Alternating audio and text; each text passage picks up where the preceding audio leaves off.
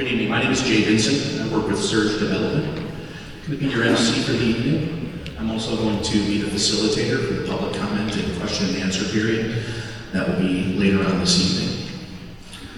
Before we begin, I just want to thank you so much for showing up. We have a wonderful full house here this evening. We appreciate you all showing up to learn about this planned unit development. We can see and we've heard very loudly that you are concerned, you have some questions, and I think we're going to go a long way this evening to answering those questions for you. Our goal for the evening is to first inform you about what we're doing. Some folks have received information. You may have even received a visit from me at your home. You might even recognize some faces in the audience. But our first objective is to make sure that you get the information you need. So please ask questions when we get to the comment and answer period. That's the second most important part of this evening. It's your opportunity to consult with us, to tell us what you think, to tell us what you think we can do to mitigate the concerns, and we want to have a robust discussion. I'm sure as you all sat down, you saw some rules for public participation. We're hoping to follow those rules this evening. That's our intent. We'll go over those as well when we move away from the presentation this evening and we get into the public comment period. So again, my name is Jay Vincent. You won't hear much from me this evening until the comment and answer, or rather the question and answer period. But I would like to introduce you to the team here that's been working hard behind the scenes to pull together this planned unit development, as well as the information you're going to receive this evening. So you'll first hear this evening from Randy Sorrell. He's the Executive Director of the Hancock County Economic Development Corporation. You'll also hear from some of our experts on the planned unit development. This is our legal team with Bose McKinney Evans. It's Tyler Oakes, Tony Setzer, and Alex Intermill. Additionally, our engineer is here. Someone's going to be very helpful in helping you understand how this gets built, how we intend to use the property. The gentleman from Kinley Horn is Brian Sheward. We also have heard many questions over the recent weeks about electrification of the project. So Dan Rhodes with Duke Energy is here. We're also to answer some of your other questions is Jim Shields with Aqua, Indiana. And finally, we'll kind of close out the presentation and informational section this evening is Chris King with Surge Development. So having said that, I won't take up any more of your time. We're going to spend about 30 minutes sharing information with you. And then at that point, I know a number of folks have already signaled to us that you're going to have questions. So we'll take a little 5-minute opportunity to get folks ready to come down to the mic. We'll explain some of the ground rules, and we'll start that comment period, question and answer period. So with that said, I'd like to invite Randy Sorrell up on stage to share a bit about the planned unit development.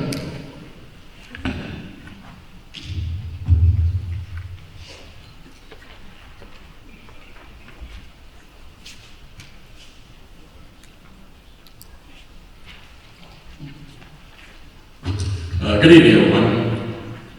So my role here this evening is to sort of set the stage for how we got to this point. Excuse me, I've been talking enough about this project, I've pretty much lost my voice. The historical context is this. In 2019, when I took over running the county's economic development organization, had several meetings with Mike Dale, who was at that time the county planner. And he had told me that it was time for the county to do a new comprehensive plan. We had done a comprehensive plan in 2004, it had been updated in 2012, and it was just time to take a hard look at things and see what the future might look like. So then, along those lines, we also then spoke with Gary Poole, who still is the county highway engineer, and he said, well, I really need to do a new thoroughfare plan. Mike Dale wanted to do a new land use plan, and we were trying to figure out how we could wrap an economic development strategy for the county into that as well. So we had several meetings throughout 2019, and then we were going to launch a comprehensive planning process in 2020. Well, then 2020 became the 2020 we all lived through, and so everything got shelved for about 12 months. In the fourth quarter of 2020, the Planning Commission, the county commissioners, various boards said, yes, it's time to move forward with the planning process. They appropriated funds to do that, and so the fourth quarter of 2020, Gary Poole, Mike Neal, and I put together a request for proposals to do a new comprehensive plan for the county.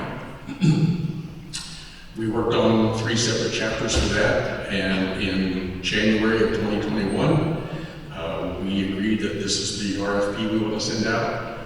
That went out, and firms had 60 days to respond to it. And we were of the opinion that we had asked for so much information and so much work to be done that if one firm submitted a response, we knew that they had no idea what they were doing because it was going to take a team with lots of professionals involved. We got 13 proposals over the course of working with the county commissioners and the planning commission. That list got culled down to 6, then 4, then 3 finalists to be interviewed. Ultimately, a selection was made. The planning process kicked off in July of 2021, and that was about a 15-month process. Lots of meetings, lots of public meetings, roundtables, workshops. Probably some of you were some of those meetings. Bottom line, by the time we got to September of 2022, the work had been done. It was ready to be adopted. The Planning Commission approved it. It went to the Board of Commissioners. Because of elections, they're going to sit with it for a while. And so on January 3rd of 2023, the Board of Commissioners adopted a new comprehensive plan, which has a land use plan. And you can see a little bit of it there. But what I would tell you is there's still a website that's called futurehancock.com. I would strongly suggest to go to that website, look at the land use maps, because things that in the western part of the county, where a lot of us live, we know that when we drive down the road, we see lots of green where the fields are. But when you look at the map of what's anticipated for the future, a lot of it that doesn't look green. Certainly, everything east of 9 in the eastern part of the county is forecast to be ag for the next 20 years. But you get west of Greenfield, and it starts looking a little different. The site that we're talking about today, where it says PUD for Planned Unit Development Area, if you look on the land use map, that is black. And it's envisioned that that's manufacturing. And that's what the comp plan calls for. So it is not a surprise that manufacturers and assemblies and yes, data centers as well, that they're starting to show up because they've seen our plan. Now, we know that there's a difference between what the plan is for the future and how people are living today. We know that's caused pressures, and that's why this workshop is here this evening. So, one of the things that So my part of the comprehensive plan was the economic development strategy, and clearly there were directives that they wanted to preserve farmland and still have opportunities for things. I mean, again, if you live in the western part of the county, you've seen we had about 10 years of big box distribution. Well, what's next? We've got enough of the big boxes. So now it's the jobs creation and the capital investment. It's nice to have those big boxes. They pay good taxes, but they don't pay as much as manufacturing firms. Okay? Don't pay taxes. Maybe a lot. If you're curious about what taxes get paid, I would strongly suggest go to the county's website, Hancock County GIS. You can see a property search, and you'll see exactly what taxes are being paid. So anyway, that is how we got to this point. So now, as opportunities have shown up, the decision has been made by others to pursue, let's do a large-scale plan with variability in it so that we can move this forward as opposed to piecemeal zoning. And so that's the thinking for bringing this forward. What I see is, I'm not talking about anything project specific, because the point is, what was planned for, and what the mapping shows, which was adopted by the Planning Commission and the County Commissioners after 15 months of input from the public. The uses they're talking about seem consistent with what the county had indicated it wanted to see in the future. So that's my point of how we got here. Everything else regarding this project, you'll hear from the others. Thank you for your time.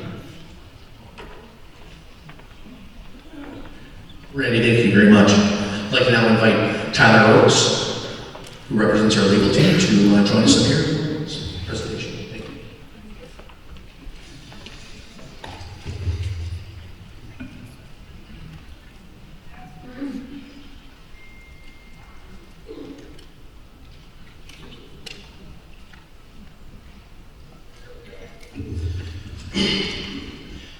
Good evening. My name is Tyler Oakes. As stated, I'm an associate with Bose McKinney and Evans. We've been the local counsel legal team for search development. Also with me from the legal team is Alex Enderman, which is over to my left, and Tony Setzer is also here in the crowd. We were engaged with search and have been kind of their local counsel, helping them through the land use and zoning up to this point. So my role in this presentation is I'm just going to talk to you kind of broadly so everybody's on the same page going forward about what the planned unit development is. I'm going to refer to it as a PUD. So if I say PUD, that's what I'm talking about. Excuse me. We're going to talk about what a PUD is. We're going to talk about the process for a PUD and how it works in Hancock County.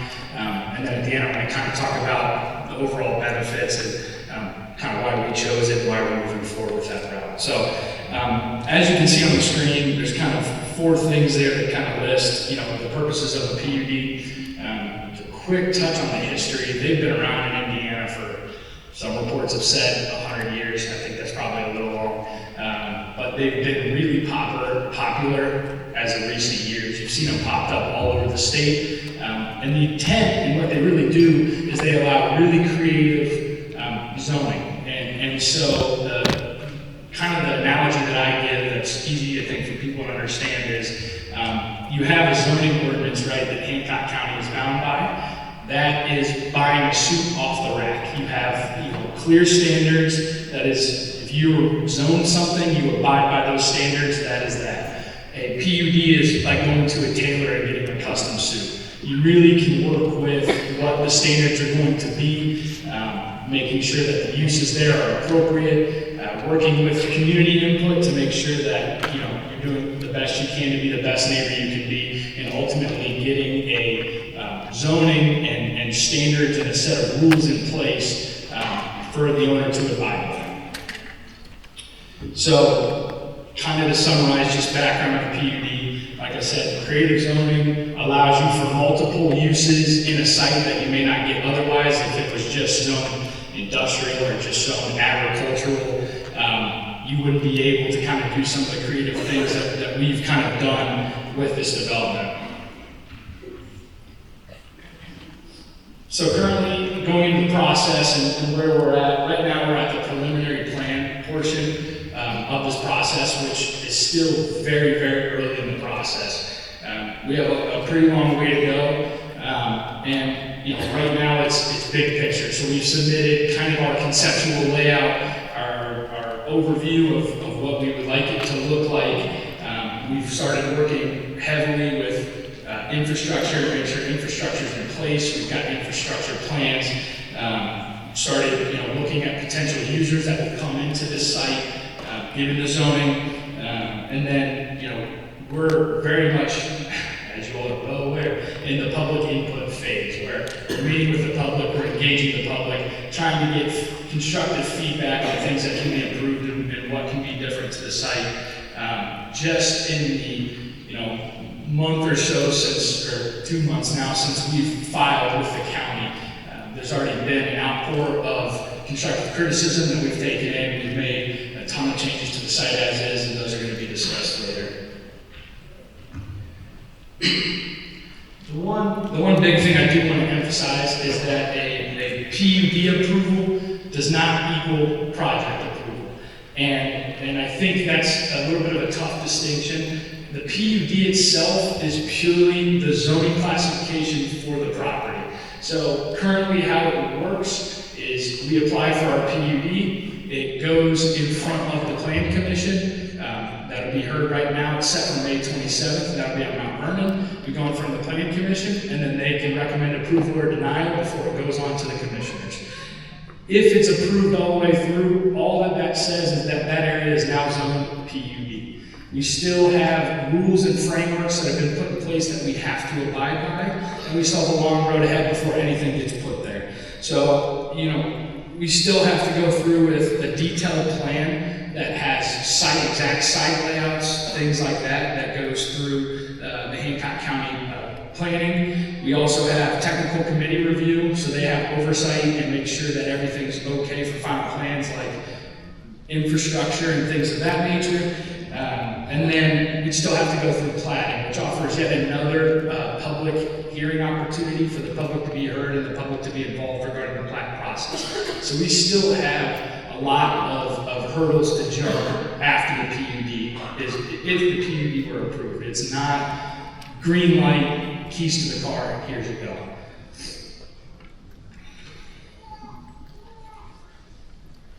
And just kind of briefly, the PUD process, and this isn't just Hancock County, this is a PUD in general, and we've done these all over the state where between the three of us, we represent municipalities who have had PUDs come into their municipalities as well.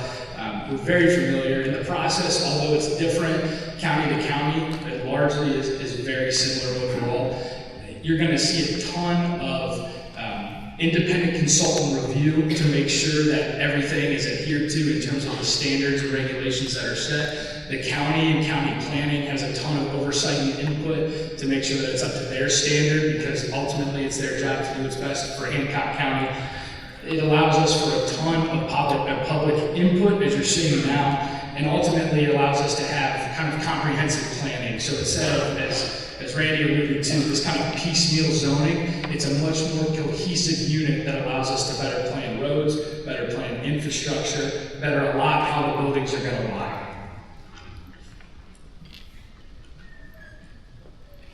And again, just kind of reiterating, the PUD is going to promote responsible long-term growth. It's going to have set rules and requirements that have to be followed, similar to the zoning ordinance. And if anything, it goes through a little bit more scrutiny because we have both so much public input as well as the requirements that are set by planning.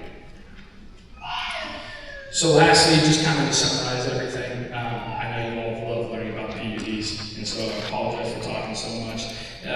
Benefits-wise, collaborative growth is a massive thing. It allows us to have town hall type things like this where we can seek and try to learn and try to get better from a proposal standpoint of what's the interest of the public, how can we be better neighbors, how can we try to make this work for everybody. It also allows us to be flexible. We're not putting one type of use here. As you can see by this, there's obviously a data center use, but there's other manufacturing uses and things that can come into the area that may not have an exact thing right now, but this allows for that easy, cohesive planning down the road. And lastly, and our hope is, it really provides transparency. We hope that this is an interactive experience for everybody where we can really learn what can we do to improve this site to make Hancock County happy, and ultimately the end goal for search development is to be a great neighbor and partner with the county. So I know on behalf of Chris and everybody, we're very excited to hear questions and some constructive feedback so we can hopefully improve the plan. My information is probably in the packet. I can have business cards around too. If anybody has questions regarding legal process from PUD, platting, anything like that, please do not hesitate to reach out to me. I'm happy to answer anything. And with that, I'll hand it back over to Jake. Thank you.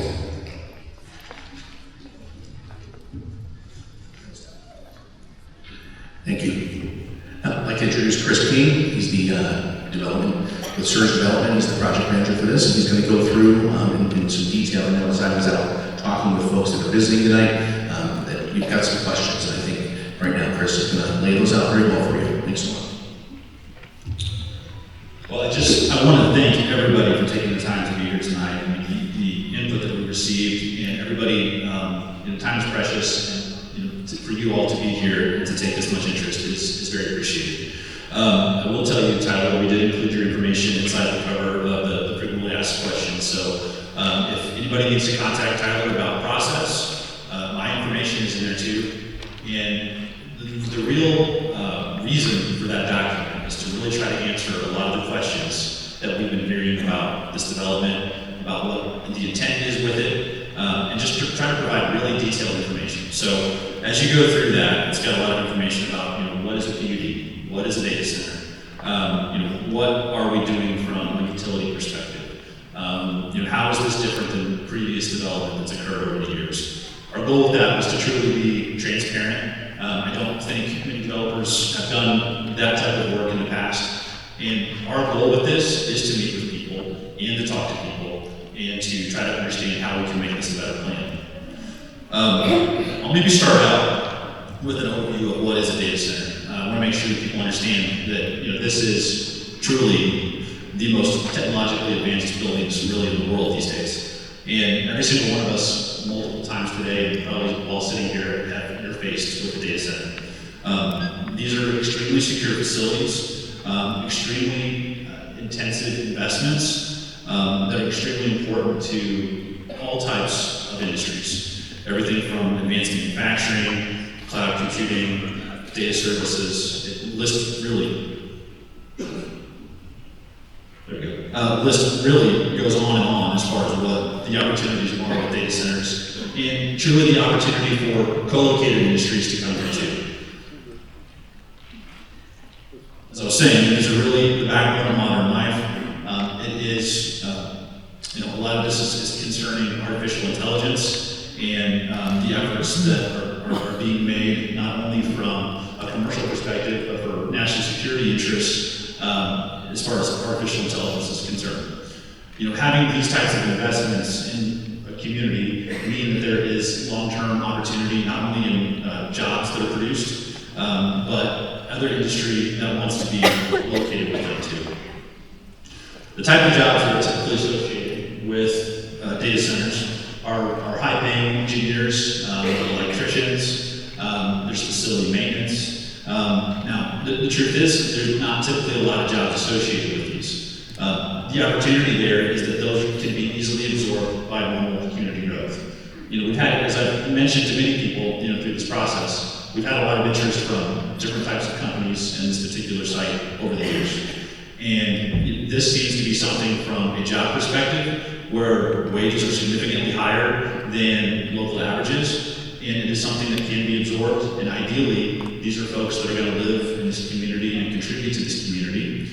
And further, it's an opportunity to support things like Amplify Hancock County, to employ children from the community, long term. I think this is a long-term real opportunity.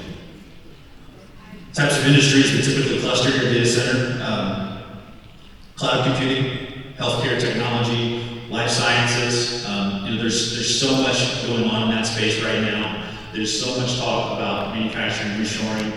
Those are things that, as part of these projects that we consider, we're going to be going after, working very hard with Randy and many folks in the community to try to bring those opportunities to Hancock County. Why do you think this matters for Hancock County? It's really an opportunity to be a tech leader. This is an opportunity for investment attraction. It's economic resilience. As things change, this is going to be critical to the growth of absolute new industries. There's so much happening in this space right now. We really want to put the community at the front of what is happening with data technology. And it really becomes an economic engine. It drives many other things, and we see this as a real opportunity to support the goals of the community.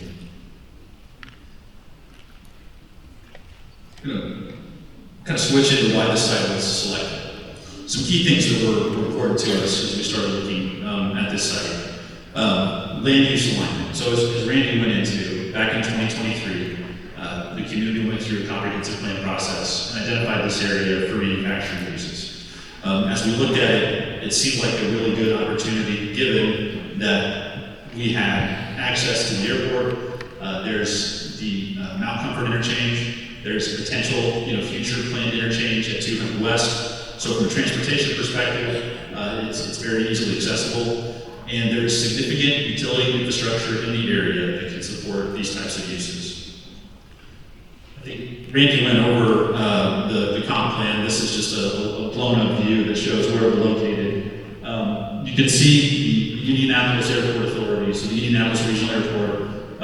We have a very significant border with the airport. To the south, we have what's identified in the gray area as industrial uses.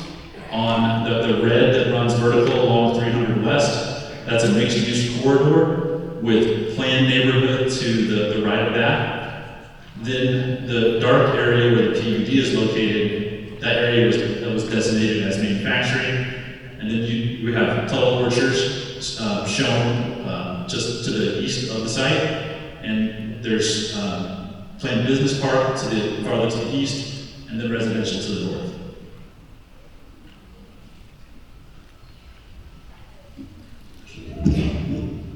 So this is an aerial of the site that shows some of the constraints that we're working with.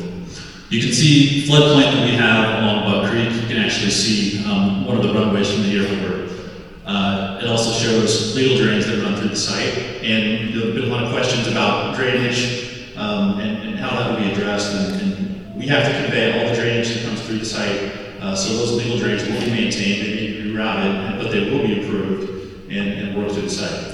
Additionally, you see the Duke utility easement that runs through the site.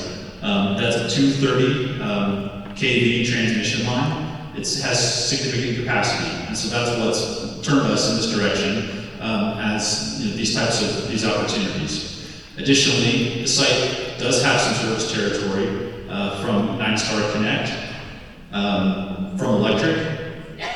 We have been working very closely with Citizens Water on providing water to the site. And we're spending a lot of time to confirm capacities with each of those utilities. What is opportune about these types of projects is that once completed, without a lot of trucks, logistics coming in and out, employee count is fairly low. There's not a lot of impact on the local roads. One thing that we really identified as part of this process, though, that our role is to really be the transition that wasn't defined within the comp plan.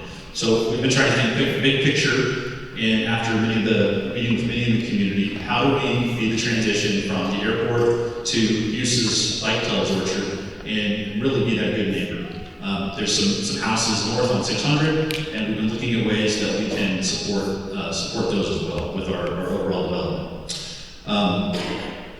As far as power is concerned, I'm going to let Dan Rhodes with Duke just say a couple words real quick.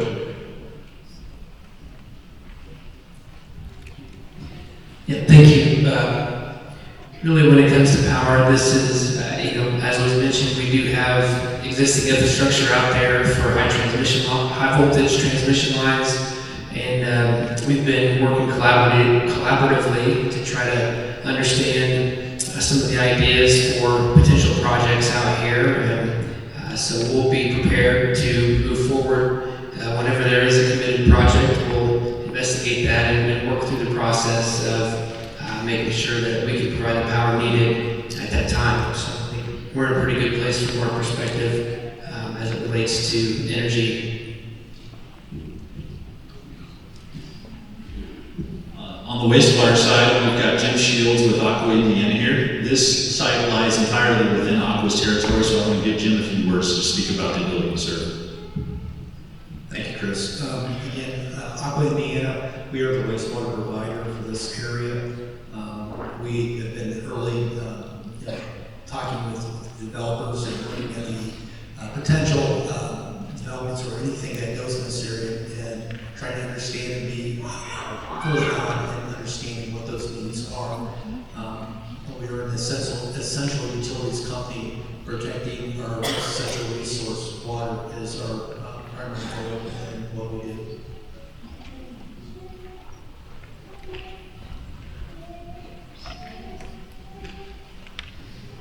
Thank you, Jim. Unfortunately, we couldn't have a representative from Citizens Water here tonight, but we have been specifically focused on working with citizens for a number of reasons. One, Citizens is the largest water utility in the state of Indiana. They have significant treatment capacity and significant excess capacity to be able to serve the site. So as we've looked at potential large water users, that's been our focus. Now, with the type of user that we may have, there's many, many different types of data center technologies. And some use very little water, some do use a lot of water. I think the benefit of working with Citizens is that their well fields are outside of Hancock County. They would not be drawing any water from within Hancock County, so there will be no risk to any wells associated with any projects on this site. I also want to introduce Brian Schuler with Kinley-Horn. Brian has a significant experience in working with data center projects on utilities of all sizes, so let me give you a few words to talk about the coordination that we've had. Hi, good evening. Brian Schuler with Kinley-Horn Associates. I have been working with Chris and these gentlemen over here to my left, as well as Citizens, really over probably pushing a year now, and high-level coordination related to development in this area in general.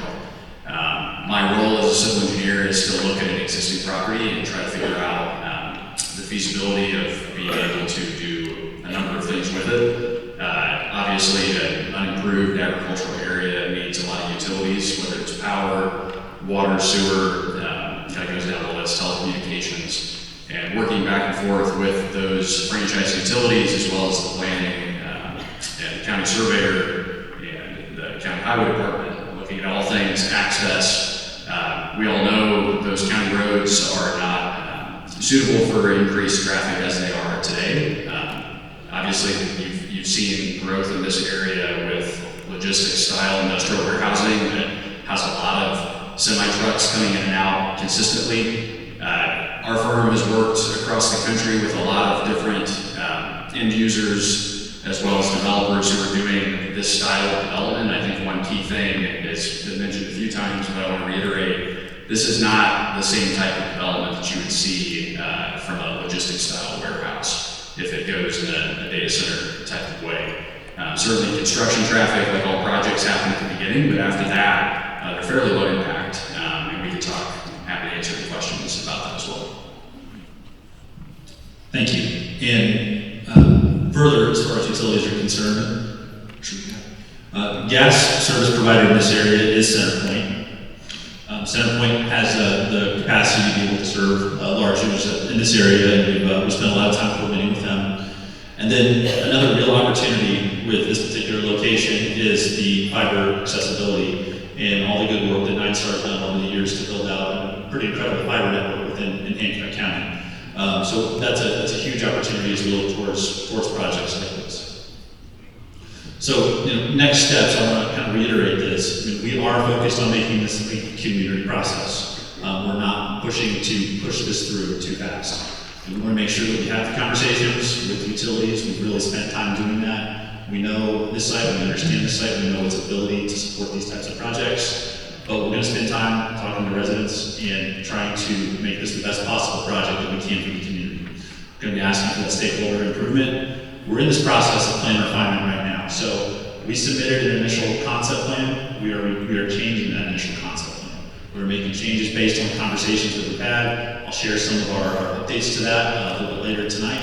But that's what tonight is about too. We want to listen to you. We want to hear your ideas. We want to see what we can do to make this a better opportunity. And again, it is that ongoing conversation. We have a planning commission meeting scheduled for May 27th. We intend to put information back out prior to that. We will share that publicly. We would like for you to please feel free to share that with your friends and neighbors so that they can see it. And that does become a public process. There will be a public hearing that night. So there'll be opportunities for folks to speak and to provide additional information and suggestions. And if it is approved that night, that doesn't mean that our project is happening. There's still opportunities for dialogue as things go forward. So I went through just a lot of the comments we've been hearing. I tried to identify the 5 biggest concerns that we're hearing from the community. And probably the primary concern that we've heard is water usage and concerns with adjacent wells to the property. And as I mentioned previously, our focus with this has been to work with citizens and to confirm that they have the capacity to be able to serve this site. That is the case. And none of that, they have no well fields within Hancock County that would have any impact on the aquifer in this community. So, the citizens being our primary water provider, there will be no impact to any of the wells in the area. The other thing that we're really focused on too, as I mentioned, there's a lot of varying technology in data centers. Some are water cooled, some are air cooled, and there's a lot of new technology that will support conservation of water. So if they are water cooled, it's continuing to be able to reuse water. They cycle water through to cool it. Nothing is added to the water. It's non-contact cooled water. But we're looking at new technologies, and we are reserving land within the PUD area that could be used for those types of technologies. Another concern that we've had is power usage. Data centers absolutely use a lot of power. Our focus has been to work with our utility partners to understand what the capacities are and to understand the right types of projects and the right type of technologies that can fit within this particular location. As far as Duke is concerned, once there is a user that is committed to the project, they go through a process to determine that the capacity is actually available, and there's a whole signing process that becomes part of that. Do you want to speak to that anymore, Dan?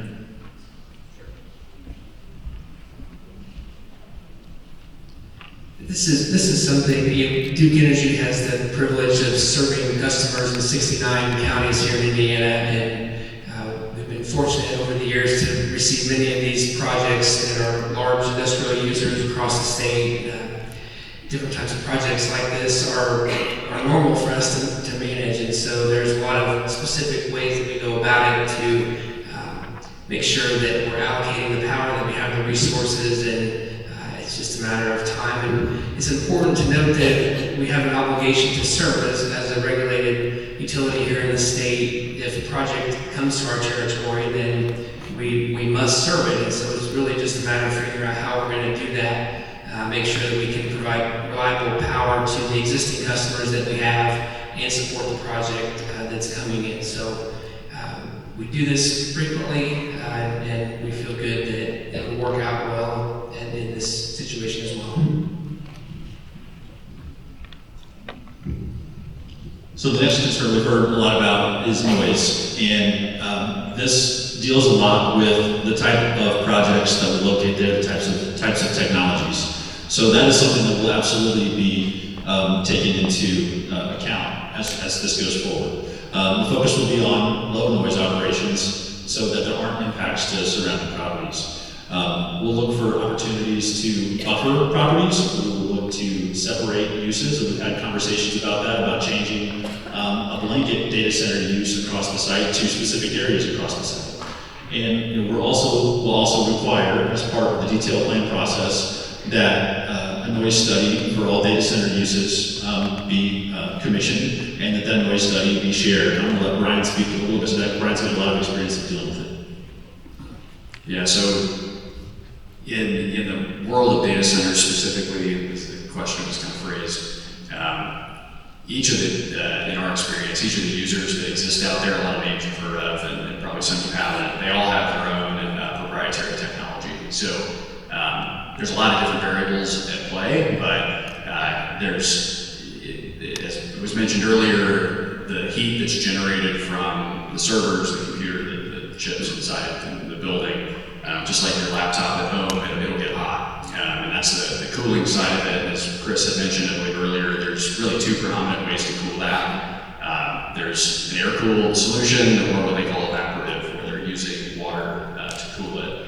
And they'll often cycle it through, depending on water quality, multiple times. So it's not just a one-time through, they'll be recycling that water, cooling it as it goes. I think with that in mind, there's a lot of variables with noise, but the strategies around that are to set it back from sensitive receptors. So if there's a neighbor or other property lines, move the structure back. If it's making noise, that's one thing.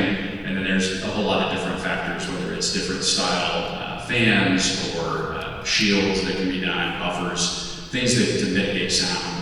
And certainly as details come out, as we actually have projects, this would be the type of thing that we would work with and ensure that there's not a nuisance noise at a receptor site. So I'm happy to answer more questions. Thank you, Brian. Next, community concern, visual impact. As part of this, we are focused on a number of different things. And one is height reduction. After conversations with with Tuttle Orchards, we felt it would be appropriate to limit the uses adjacent to them and then also lower heights so that there wouldn't potentially be any visual impacts from their location. For reference, we had asked for a 75-foot height in the data center use area. This would be lowered to 50-foot, closer to the orchards. We're also looking at different screening options, some additional buffering that is beyond what is required by the ordinance, and then also what was requested by planning staff or our tech review. And then we'll be focused on working with community to define what those plantings are and to make sure that they're conducive, particularly with Tuttles. We want to make sure that whatever is planted adjacent to them are things that can benefit them and maybe have something that could improve pollination or those types of things. The last concern we've been hearing the most about is lighting. As far as lighting is concerned, everything will be shielded and fully downward facing. We will write in enforceable standards within the PUD, and we'll obviously we've got to focus on safety of the site. And we'll make sure that we limit any spillage onto any of the adjacent sites. As I've touched on this, I want to say thank you to the Rummy family for the very detailed questions that they've provided, because I think they're truly questions that so many in the community have had about this. And so we provided a detailed response to each of those questions, and we wanted to make sure that everybody had a copy of that, so that they can hopefully answer a lot of the questions that they had as well. But some of the things that we're revising within our plan right now is focusing on use limitations. So what we're talking about doing is limiting to data center uses to, I'll show you on the next slide, west of the transmission lines that are out there. So providing a significant separation to the orchard and focusing in that other area on lighter advanced manufacturing. As I mentioned before, the height restrictions that we're looking at, we're also doing increased setbacks along 600 north and 300 west, and then also in front of residential properties.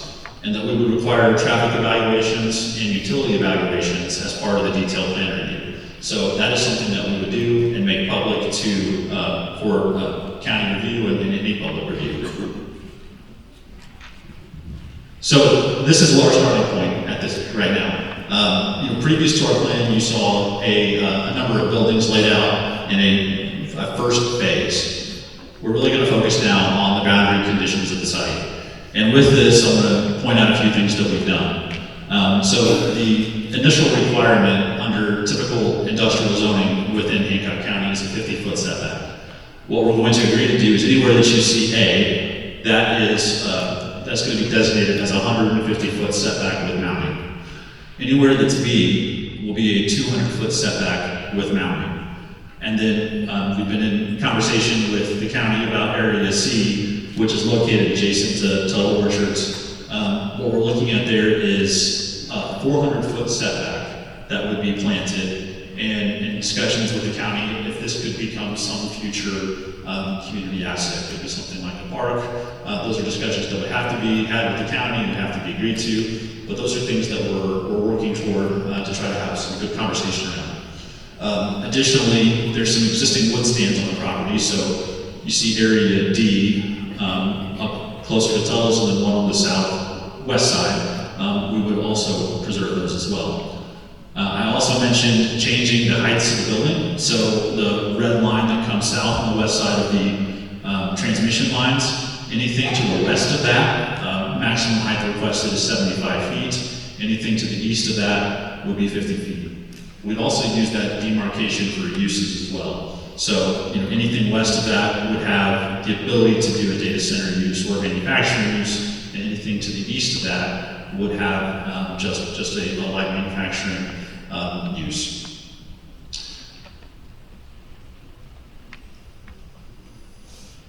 And this just kind of reiterates some of the points that I think Tyler made earlier. The real focus of this The opportunity that we have by looking at this area holistically is that we get to have this conversation now. And it is not piecemeal development where building a project comes in one at a time and these things don't get thought of on the front end. We're able to look at the site holistically and make sure that it is a campus environment that fits together and that provides a transition from the airport area to Tuttle orchards and the more rural areas of the county. That's been our focus with this.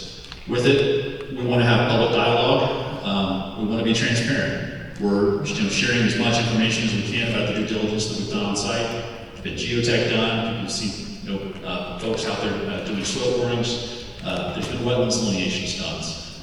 There's been bedrock studies done. There's been archaeological studies done. There's been a lot of thought that has gone into this site. Within the PUD, we will write enforceable standards. So a lot of the things that we're talking about, requiring our utility plan, that's not a requirement of current zoning ordinance. We will require that. We'll require noise studies. We'll do the things to make sure that we're fitting within standards that make sense for this project.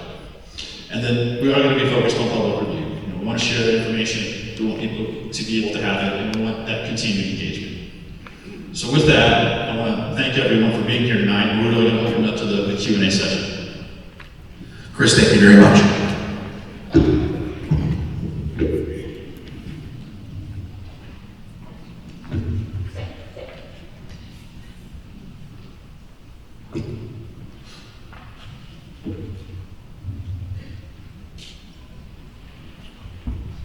Thank you all very much for listening respectfully. We really appreciate it. I know there's a lot of emotion in the room, there's a lot of questions. As you came in this evening, you were kind enough to tell us who you were, give us your contact information. That's going to enable us to get back to you after this meeting, so we deeply appreciate you taking the time to give us your contact information. About 75 people did something really important. They said they want to share a comment, they want to ask a question. We've done our best to organize that. What we're going to do right now is we're going to kind of talk a little bit about the ground rules. We hope you follow them. We want to work towards following them. We know folks have questions, so what we're going to do is we're going to ask, when you stand up and ask a question, we're going to ask you to identify yourself and tell us where you live. You don't have to share your address, but just share your city. We ask that you speak respectfully, refrain from disruptive activities. There are 75 of your fellow citizens who have questions that they want to get answered tonight. And so we are going to go through all of these. There's an additional 20 or so people that have said maybe they'll ask a question. But the one thing to think about is as folks ask questions, yours might have been answered. So what we're going to do is we're going to invite a person up just to ask a question at the microphone there. We also have a floating microphone for those that need to ask their question from a seat. So what I will do is I'll call the first speaker up, and the first speaker is going to be Drac Mason. So if you can begin to make your way up to, or raise your hand, and then you can come bring the microphone if you're not mobile. And then we're going to let the next person know that they're up on deck. So the next person is Heidi Schaefer. Heidi Schaefer will be up on deck. So it's going to go that way until we get through these questions. We're not going to time limit you, but we're really hoping that you'll stay around 2 to 3 minutes, and even less. So that's how it's going to work. If you need assistance with a mic, we'll bring it over to you. Just remember that. All you have to do is raise your hand. We also say, be respectful of others. Avoid personal attacks. There are heated opinions on both sides. So we want everyone to be respectful to each other.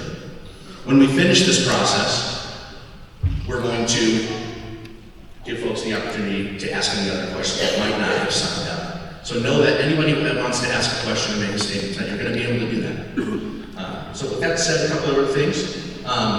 We ask you to be prepared to move around quickly so that we can get through this. It is around 6:45 right now, and I expect it to be here till at least 8 o'clock tonight. So remember, begin by stating your name, where you live.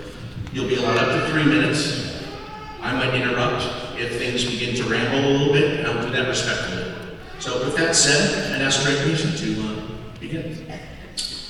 My name is Druck. I live in Greenfield, and I want to ask, what does mixed-use corridor mean?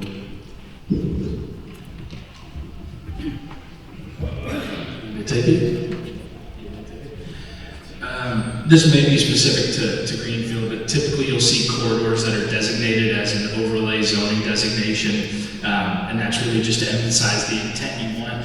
Mixed use is kind of what it sounds like. It's an area that can allow for many different uses to come in there. A lot of mixed use projects that you're going to be most familiar with are typically apartment complexes that may have retail on the first floor. And, excuse me, and then the apartments in the rest of the building. That's like your standard signature mixed-use project. So I imagine, I can't speak for Hancock County or Greenfield or the designation, but typically mixed use is going to be intended for those types of projects. Tom Redford, you're up on deck. Heidi Schaefer. Yes, Heidi Schaefer from New Palestine. I've been a resident here for 27 some years and came out to the country for peace and quiet. I am concerned about the decibels that will be generated from here. My understanding is most data centers go between 90 and 92, which typically cause headaches and all kinds of related issues for people working there in the community and the environment. There hasn't been much talk about how you're going to manage that other than creating some setbacks, so I'd like you to address that.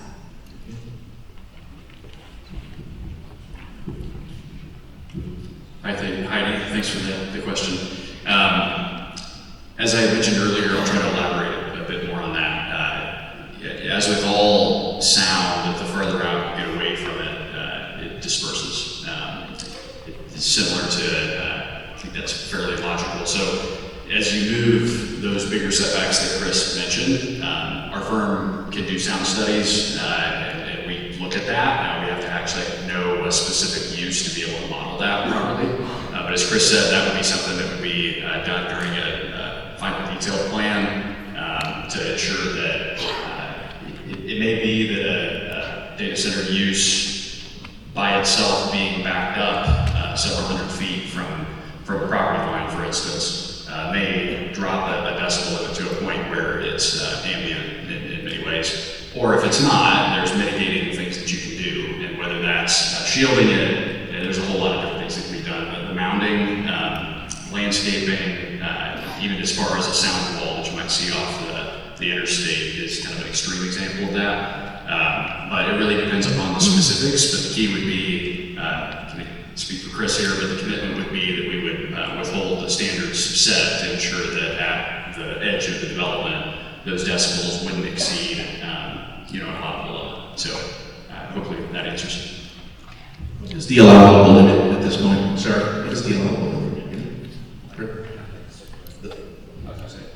So the allowable limit is a bit of a subjective item, to be honest.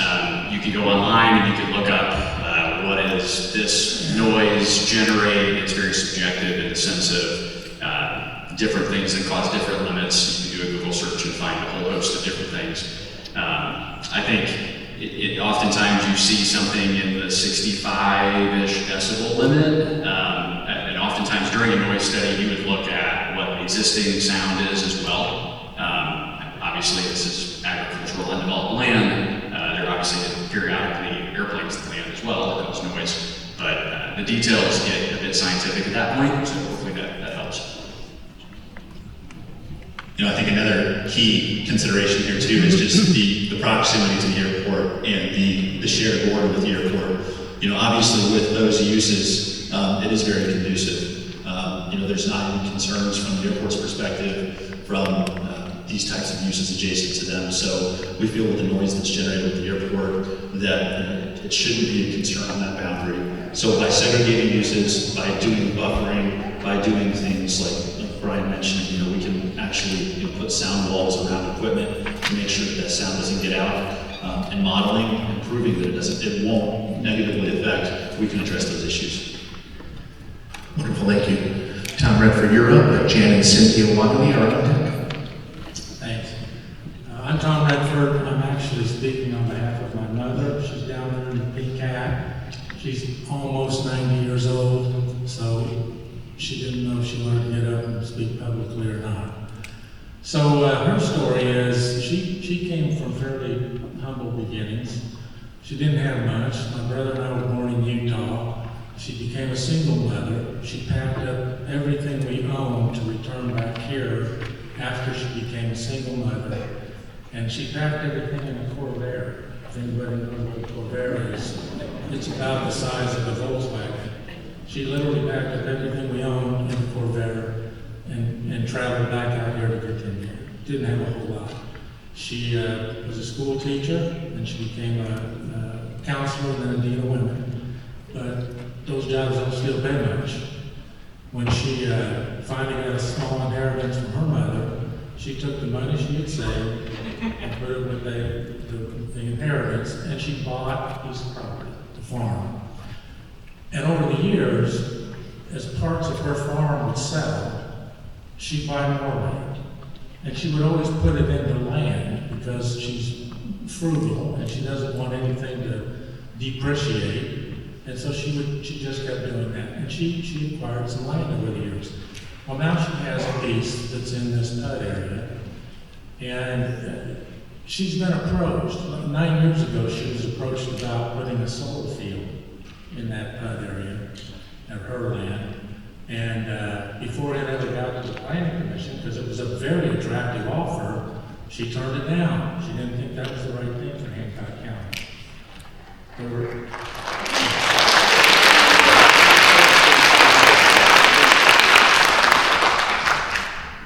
There were other proposals, and none of them was she interested in. None of them did she think really were right for this community. Then along came this. And the reason it appealed to her is because it was a cohesive plan. It wasn't going to be a hodgepodge of different projects that had no cohesiveness. It fit in with the county's long-range plan.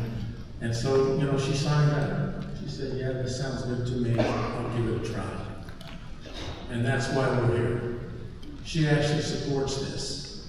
And well, that's it. Thank you. Tom, thank you for sharing. Jan and Cynthia Wiley are next, and on deck is Hans Cooley. He's going to walk over to you in a second. Thank you. Our question has been addressed. Your question has been addressed. Wonderful. What were you asking about?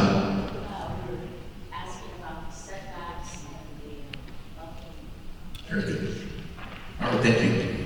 Hans Cooley and Adam Mason is on deck.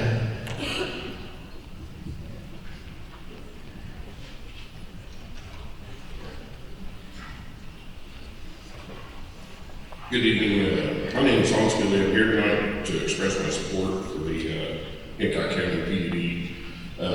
I believe that it's a very important milestone for our community. First, it realizes a significant goal of our county's comprehensive plan. It rightly positions our county for the future by approving already defined large tract of land as opposed to a piecemeal project that has already been seen. Secondly, this enables appropriate utilities and infrastructure needed for responsible growth to be brought to the bear. Something this specific area is in dire need of. Of equal importance is the economic benefits this PUD brings to our community. In the face of budget shortfalls in our community without significant investments like this, like we have here, will undoubtedly lean on all property owners in the form of increased property taxes, which we've all seen, to meet that growing budget gap. It is clear from the information today shared throughout the community that the developers have taken an actual different approach, and they're not really just piecemealing anything together. I would urge our county commissioners to approve this PUD and welcome the multi-billion-dollar investment that this will bring. And I do have a question. Can someone speak to the amount of jobs a data center would bring and how that aligns with the intended use? And how does it compare to all the warehouses and the other manufacturing that has been brought in?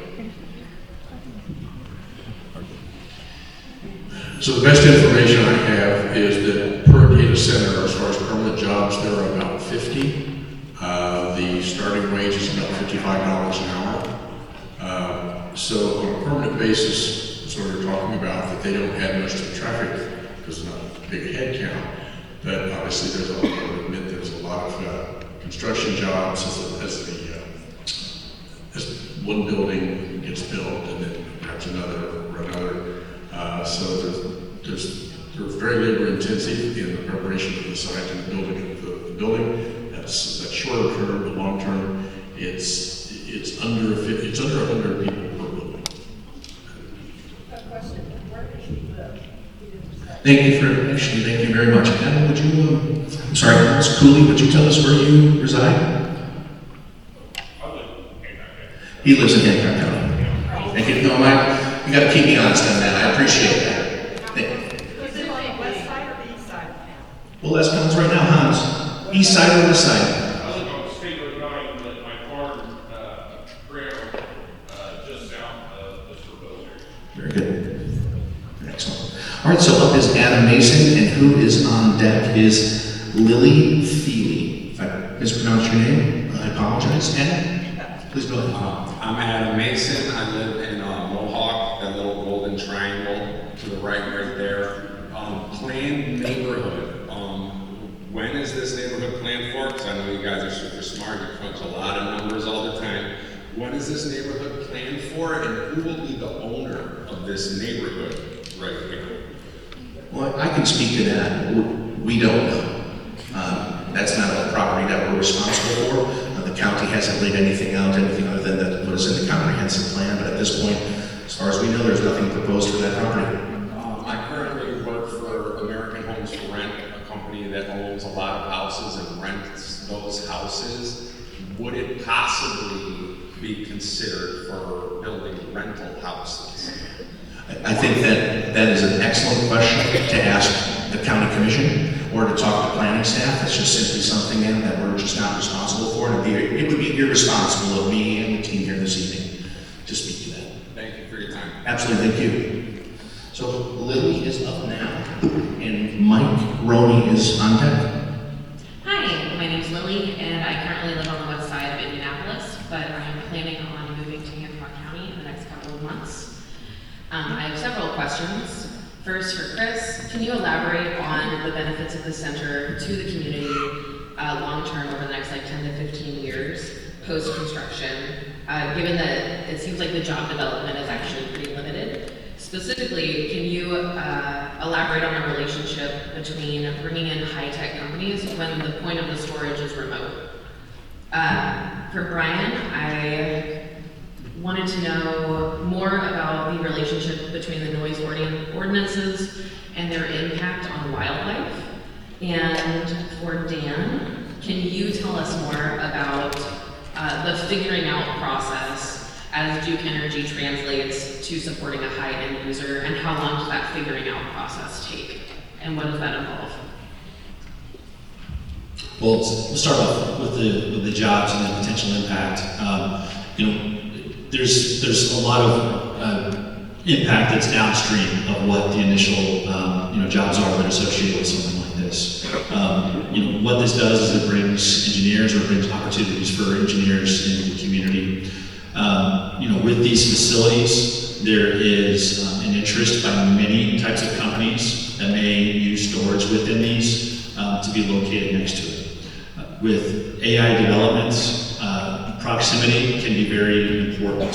And because of the fiber infrastructure that's been, built out in the area, but then also connectivity to the greater, really, internet network, there'll be much more connectivity at this particular site that will be able to support those types of uses. So, long term, it brings very high tech, very high wage jobs to the community.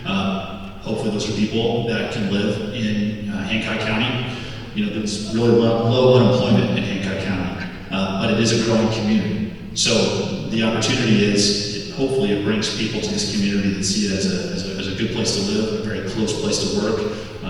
Looking at all the quality of life issues and things that are being done within New Palestine and Cordsville and Fortville, on that side of town, and Greenfield, everything that the hospital has done at Gateway.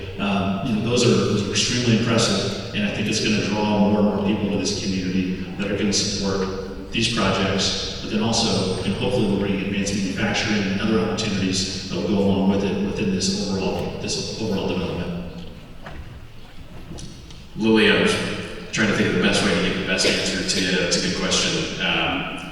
The noise, I think your question was specific to noise and the impacts on wildlife, correct? Make sure. Yes. So, as I said before, depending on the specifics of how much noise is made, and I do want to also mention, in our experience working, and it really does depend on who the end user would be and their technology, and it's evolving weekly right now in industry.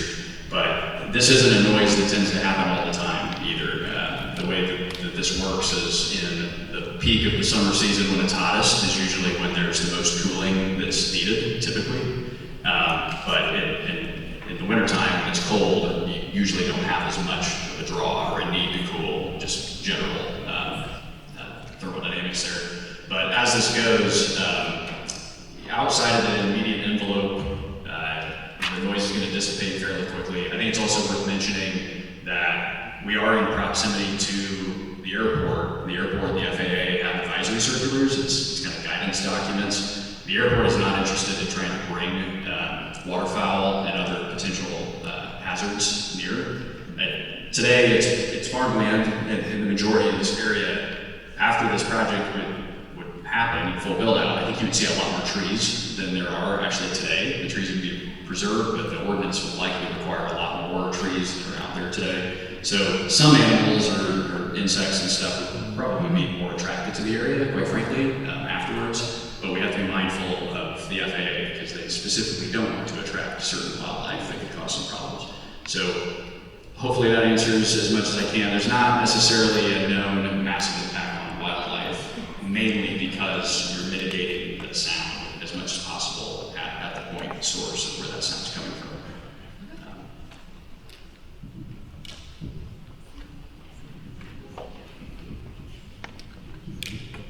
And then the question about figuring out how we would serve this customer, really, that starts with a signed commitment from a customer.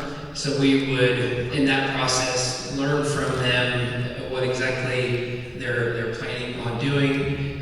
In the example of a data center, we would expect a large load.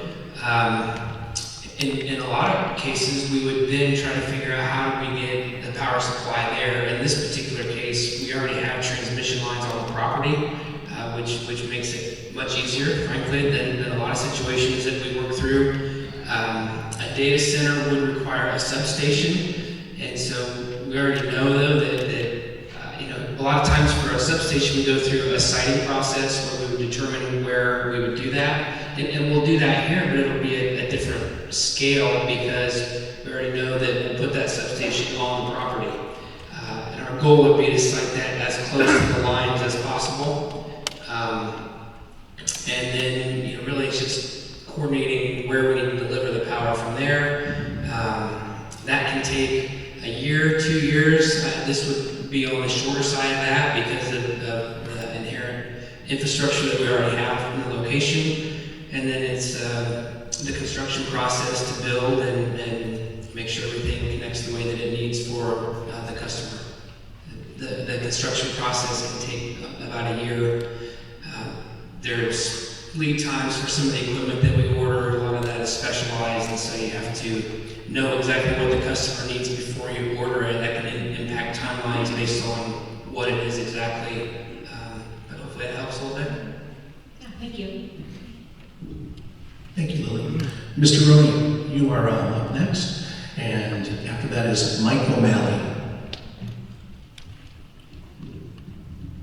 Yeah, I'm Mike Roney, and I'm here to kind of represent Tuttle Orchards and our family.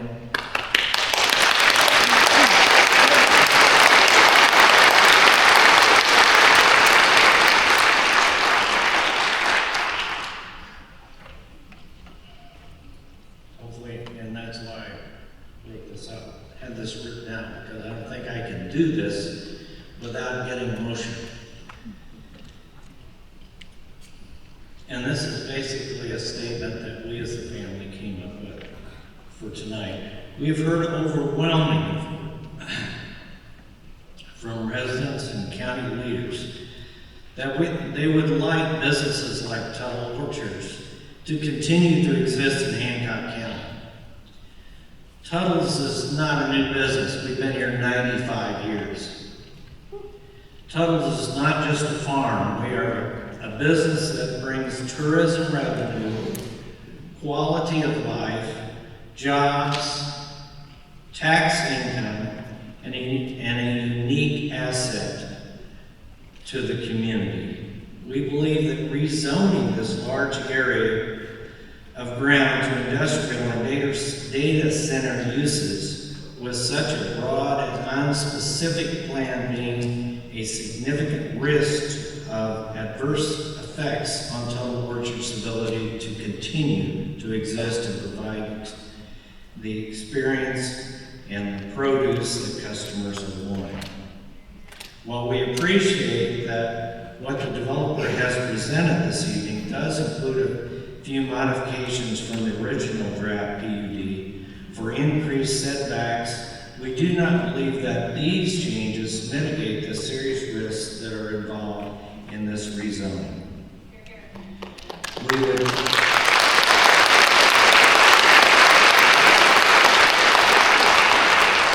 would ask our community leaders to seriously consider if this project brings such an overwhelming benefit to the community that can constitute sacrificing a long-standing business in the community that cannot be replaced. Our desire to continue in the community and serve for many more years to come, we do really want to do that, and our kids want to do that.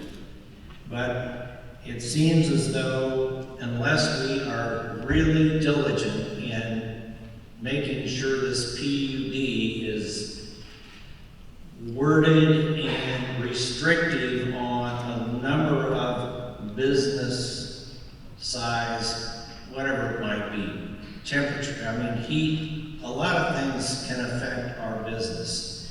It's not as if we can move the orchard over to another area. It would take 5-10 years for that to get done. And it seems rather stupid to me for a business that's been in the community for that long to have to make that great sacrifice.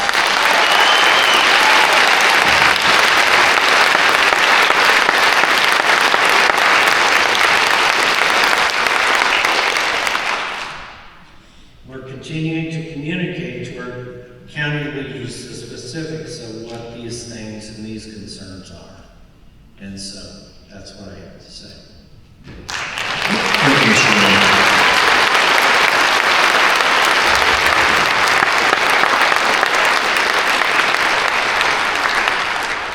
Thank you all. I know you've all received a copy of our responses to their thorough and thoughtful questions, so I'll offer the team an opportunity to mention anything else if they'd like. Otherwise, we'll move to the next question and answer. Yep. Just want to thank you for the comments and truly how much we do respect what you have built, what your family has built, what generations before you have built in the community. It is important that is preserved and that is not harmed in this process. I appreciate the communication that we've had and we will continue to have, and you've got our commitment. We'll work diligently on the PUD and on anything that is written in there to make sure that we are addressing those concerns. I want everyone to hear that, and you do have our commitment, and I appreciate the communication that we've been able to have through this process, so thank you for that. Before we proceed too, and I appreciate the round of applause that you gave to the Tuttles, and I know that many of you here are support them here tonight. I do hope that we can keep that just to a minimum this evening. For folks that want to support somebody that might have made a comment, you can easily just wave your hands in the air, and that's an appropriate way for us to express that sort of appreciation for what somebody says in a way that doesn't disrupt it. So if you're willing to do that, listen, if you're willing to do that, we would appreciate it, because it gives the next person the opportunity to ask a question. If you can keep that to a minimum, please do. Otherwise, we'll just move on. So, Michael Malley, welcome. The next person on deck is Catherine Lowry. I'm so glad I get to follow that up. So, give it up for Tuttles.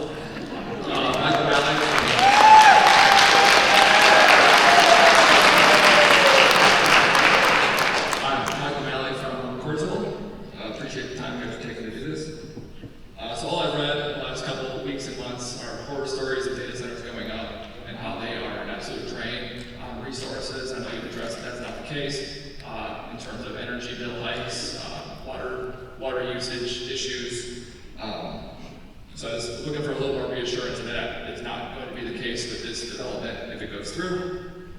Second, since we already are going to be experiencing rate hikes from Duke in both 2025 and 2026, upwards of $54 a month. From the last article I read, reassurance that additional rate hikes won't happen there. And last, I've read that there's currently 70 data centers in Indiana, 30 in the general Indianapolis area.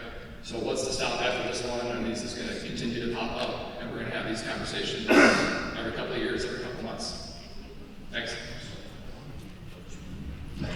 Thank you for the question.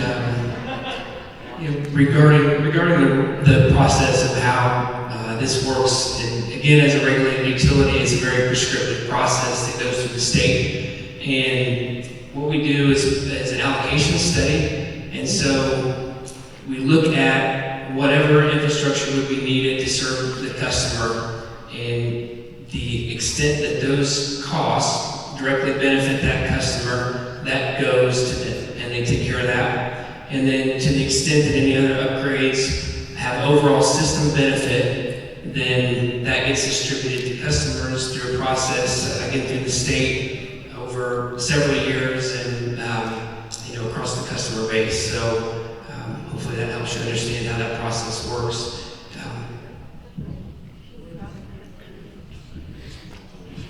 So it's a good question, and what you're seeing, I mean, in a lot of ways, in the ways we've set up here, that there's certainly a large degree of power it takes to power the technology that's going inside these buildings, no doubt. Really, the water, and Jim and I work together quite a bit on the sewer side, kind of comes hand in hand, water and sewer. It really depends on what type of a data center would be constructed. When it's an evaporative, as I think I mentioned earlier, setup, and again, I'm not trying to be vague, I'm just saying there's a lot of different options. If it's an evaporative data center, then it does take water to cool the infrastructure inside the building. And a certain degree of that water is effluent that comes out of the building. I think Chris mentioned it earlier, it's non-contact cooling water, so there's not any additives, any type of analytes or calcium, hardness, things like that are in the water in the first place. It's going to be the same when it comes out, but that water that comes out cannot be discharged directly to the stream. It can't go to Buck Creek untreated. So that's where we work closely with, in this case, Aqua as the service provider in this area, and we have to ensure that the treatment plant actually has capacity to take the effluent out of the site. If it doesn't, that could be a reason that would push towards an air-cooled data center, or, as we've been talking for quite some time with Jim, there are plans for that Western Hancock wastewater treatment plant to eventually likely expand. So there's a whole lot of decision matrices that kind of go into that, but I do want to emphasize that when the water is used, if it is used for this, as Chris mentioned, it would be coming from citizens, not coming from groundwater wells in the area. There's no additives that would come into it, and it also can't be directly discharged.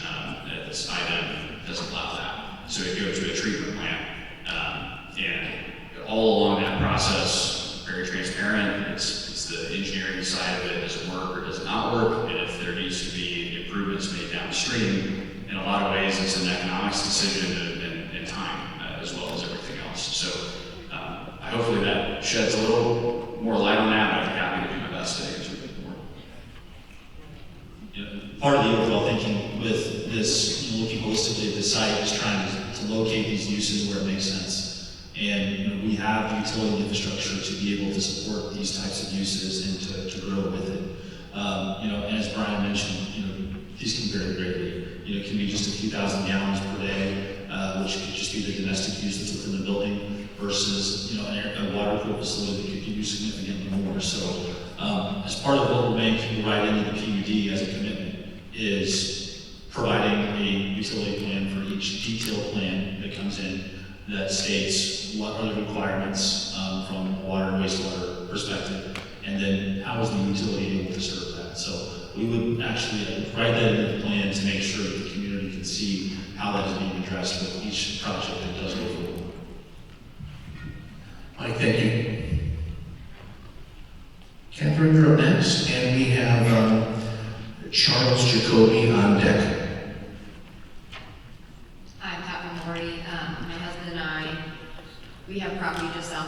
say that we were gonna be building one here in a couple months. So we have a couple concerns just with the proximity of this, project. So I have two questions. What are the potential, like, effects on residential property values with this type of build so close to our property? And, what are any of the known or anticipated security risks, if any, that a data center of this nature could pose to the surrounding community? Could you state which city you're from? I currently live in Hamilton County, but we own property just south of this. How far south, so they can give you an understanding? We are at 300, north 300 west and west 400 north. Very good, thank you.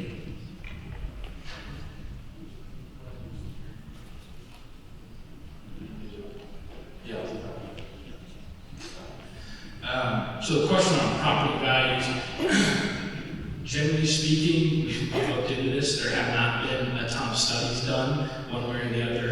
I do a lot of work, excuse me, with renewable energies as well. So obviously, renewable energies, you look at wind and solar as much more of a sustained use over the last 15, 20 years. So you can have some studies that are pretty specific where you can see, one way or the other. And there's a bunch of studies on both sides that say they're raising, that say they're lower. But when you look at a data center that's relatively new, we've looked, there's just not studies out there that have said one way or the other that they impact them. Our position, and from the research that we've done, is that, traditionally with the business that it brings in, as well as the very low toll that it takes on the roads, and the fact that there's not a ton of people coming out, we have not seen anything substantive that says, yes, this lowers property values, you should be concerned. We've seen nothing of that yet. And I'm going to pass it off for the security question. Related to security, these are extremely secure facilities. They will be fenced. There's very important equipment and important data that's stored in these. So typically you'll see good screening, good mounting. You'll have secure entrances.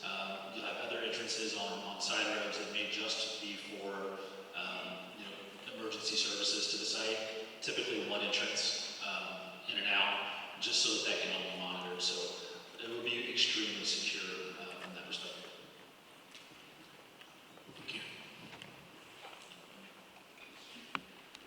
Yes, please. I am not Charles Jacoby, I'm Shirley Jacoby, and I live just east of McCordsville. And I have several thoughts, several questions. Obviously, we are concerned about, and you've answered most of them, the water, the power, the noise.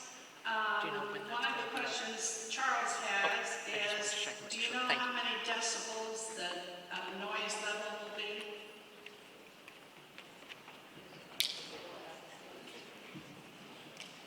I can try to answer. It's a wide variety, and I'm not trying to evade the question. It really depends on the technology and the particular user, the equipment. It can be a variable mixture, and it dissipates as you get away from the structure. The structure itself blocks a lot of noise as well, depending on kind of which direction you're in. I can tell you when and if this PV is approved and a project actually comes forward, a noise study would be done, and it actually shows contours of sound as it moves away from the particular emanating device. So from that perspective, you would have a graphical representation of the noise, which would, I think, a picture paints 1,000 words in the sense of kind of how that dissipates as you move away from the structure. The structure would likely be placed in a position to get away from a property line or a concern, and be able to show what that limit would be at an area. And if it was too much, mitigating measures would be done at that time. Another question is, do you know where the sewers will come from? As far as the sewer service, this is a planned area. Our sewer plant is currently on airport property, so it'll be up to the developers or whatever development. And back to what Chris is talking about, there'll be a master plan put together. I keep doing dittos to what Duke is saying. We're on the tail end. Everything will get planned out, laid out, and then we start working through all the finite details of how things are coming together. Thank you. Another question I have is, do you know absolutely that you are building a data center, or is it still speculative at this moment? At this point, there's no specific project, and we are considering a number of uses. So, we would be open to, within manufacturing uses that make sense. So it may not be a data center, but we're specifically asking that be added to the available uses on this property. And the one thing I did not hear mentioned this evening is, will this be a TIF area? What about taxes? Because needless to say, all of us that own anything in Hancock County, as probably anywhere in life, we pay a lot of taxes, and so is there going to be some sort of tax abatement? How is this really going to help the community financially? So that is a question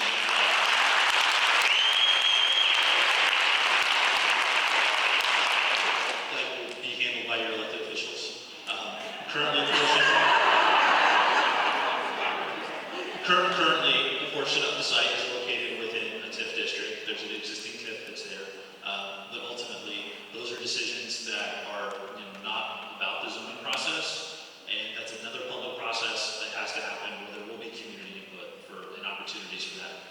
It's separate from this process, but this does not guarantee anything from the what a company might receive from a project perspective. Do any of you have an opinion of what it might do to adjoining land values? I know, obviously, I certainly respect Tuttle's. I've not been here as long as they have, but I've been here a long time. And I just wonder what really your thoughts might be on what it might do to adjoining land values. So, again, just to kind of reiterate, there's not a ton of data out there. I've searched high and low to find it because I would like to know. I've gone so far as even visiting the website Reddit, where people have posted about living next to data centers. I've looked everywhere I can. If you go on Reddit, you'll see, as you expect, and for those who aren't familiar, it's kind of a forum website where anybody can post. You get a whole slew of answers. There are some people that call them great neighbors. It's way better than having a warehouse there. So there's nothing tangible that I can in good faith tell you one way or the other. Again, my opinion would be, obviously a little bit biased, they don't impact it a whole lot. I've seen it with solar, and I've seen it with a bunch of different other types of energies where you have these low traffic, because there's no traffic that's included into it. We're doing a sound study to make sure that we mitigate, and there's going to be serious landscaping there, including trees planted and other things that are going to certainly change, what you may see if you were a neighboring property. But our hope is that through the landscaping that we're working with both the county and the planning department on doing, it's just still going to make the area look different, but still aesthetically pleasing. So I wish I had a more tangible answer for you. If a study ever comes out, I can assure you I'll be on top of it, but right now there's not one. So just a final comment on my personal opinion. Needless to say, there's two sides to every coin. And I certainly respect the people who have signed agreements to sell this property. And we don't know where they come from in life. There may be a reason. It's kind of hard when you own something, though, and somebody tells you you can't sell it. By the same token, none of us want something built beside us that's going to absolutely take all the value away from what we have or what we worked a lifetime to have. And anybody, in my opinion, this area is bound for growth. Mount Comfort Road, first exit out of Marion County, certainly not a matter of when it would develop. To me, it was just a matter of, or not if it would develop, but just a matter of when. And I just appreciate the fact that certainly you consider everybody, not just take one side on things. Thank you. Thank you. David Anderson's up next. And I'm also going to put two people on deck, Vanessa Battaglia and Jeffrey Willis.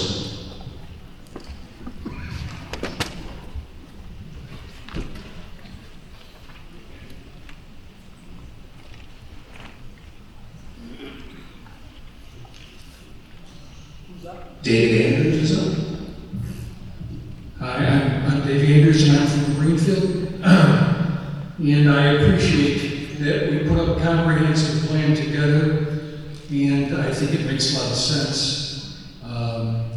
But I am concerned that Tuttle Orchard doesn't be disadvantaged by this, or that business and that community treasure is disadvantaged in any way by this.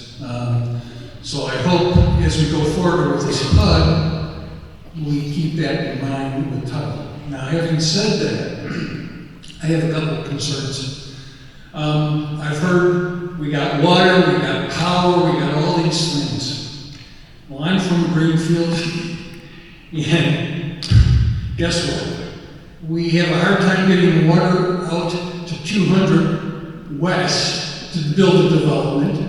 We've had issues with power from time to time.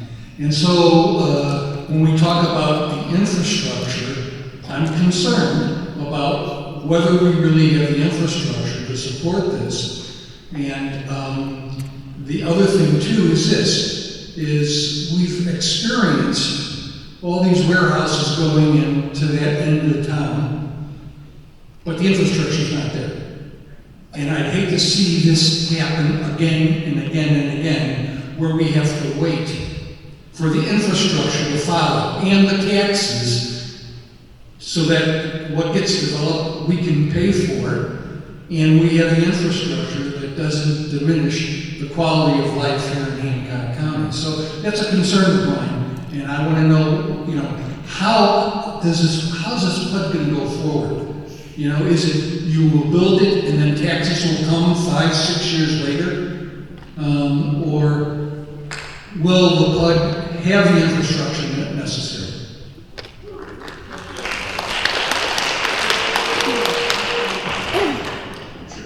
Yeah, Dave, thank you. I was trying to give you a mindful response here. I think it goes without saying, it would be in the interest of any particular developer or product that might come to this site to ensure that there's adequate utility to serve them.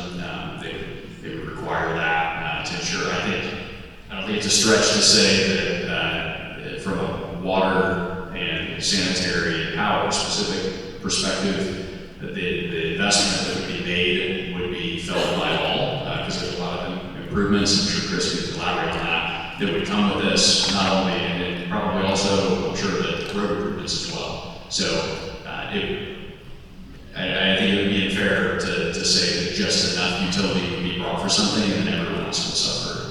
I think you would want to make sure that it was a robust utility network. We've been focused, as we've done due diligence on these utilities over the last few years, to really understand what's available and how they can be increased over time to support projects like this. Because ideally, our focus here is quite honestly trying to attract the most technologically advanced companies in the world, that demand that, and we've got to provide that. So from an infrastructure perspective, we're going to make sure that it's there. That's why we've gone through the process that we've gone and looked at it so many times. Another thing that we will absolutely commit to as part of this PUD, and we'll get written into the PUD, is that we will provide that utility plan, make it available so that people can look at it. And certainly, the goal here is if we can extend infrastructure, it's going to support other areas. Citizens have the ability to serve the sites and serve large users. I've been extremely impressed with the work that Nine Star has been doing in this community to serve other places. There's been a neat focus that they've had to serve residences. As we've had conversations with them over the years about different projects and different things that might be happening, they've always expressed that interest to provide service in other places. So there's multiple options, and I think at the end of the day, the goal is that those utilities are expanding to be able to support the community at large, and that's going to be at the forefront of what we're looking at as we bring those utilities to the site. Just want to add one last thing to your question. I think it's also important, just because what you hit on there at the end, that there is a very tangible and large difference between a warehouse and a data center, predominantly from a road infrastructure standpoint. A warehouse, just generally speaking, there's so many trucks that are coming in and out daily, they're going to tear up the road. We understand that. And with this, you're in a situation where outside, obviously, obviously with the construction process, you're gonna have trucks early on, but once it's constructed, you're not gonna have, anywhere near what you would see with that warehouse. So just the infrastructure impact is vastly different to I certainly understand the warehouse concern. Thank you.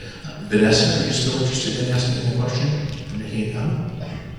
And who is up? Next is Jeffrey Willis, and after that is Paul Overhauser.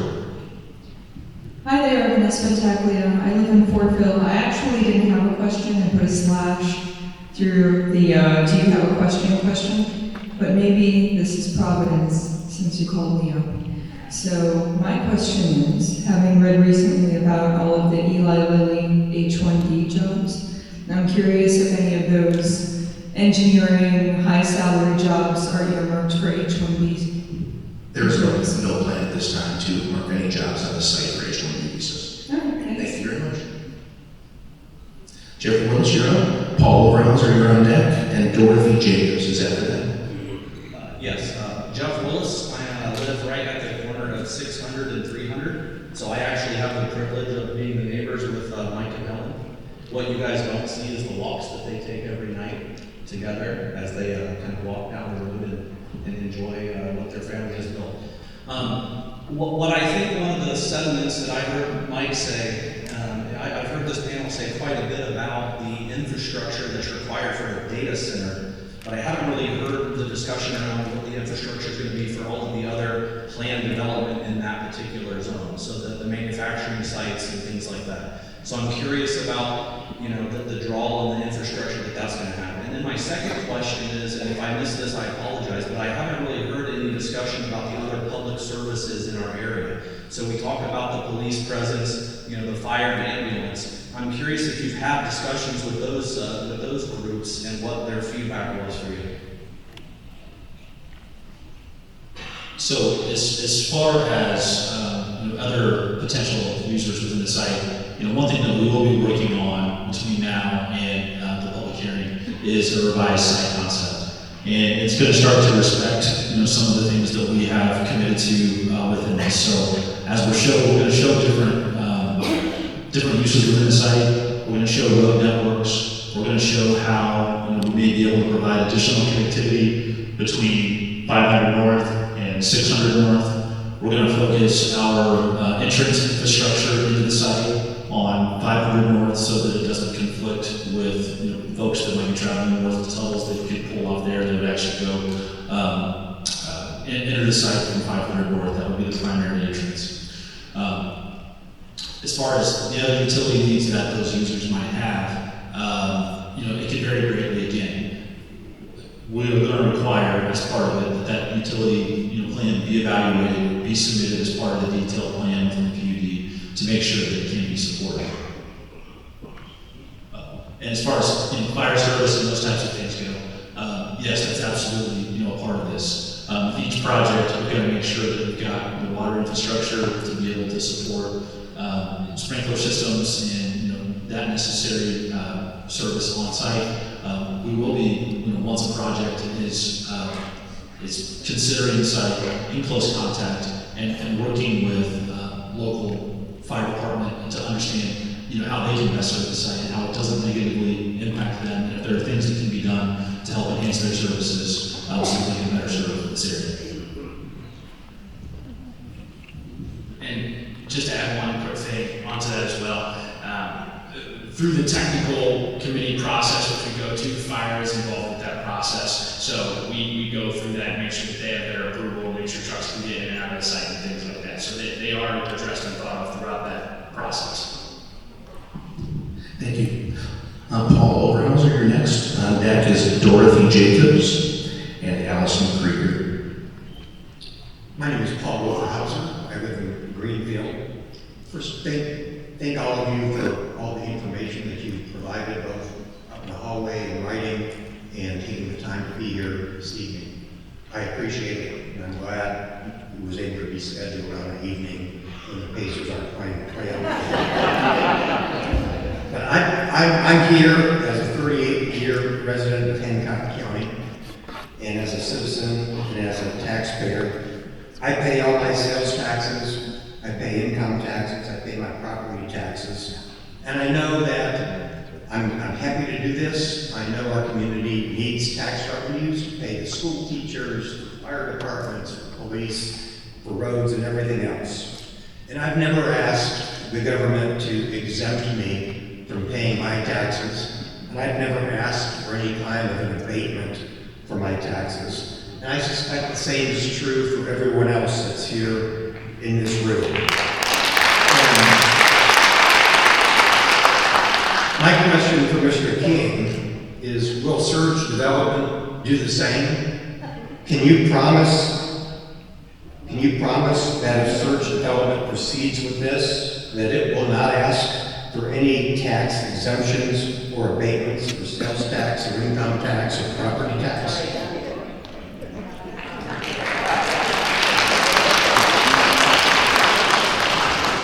First of all, this isn't part of the zoning discussion, and it will be a user-driven process. And here's what I would say. Ultimately, it has to, any project that goes forward has to be a benefit to the community.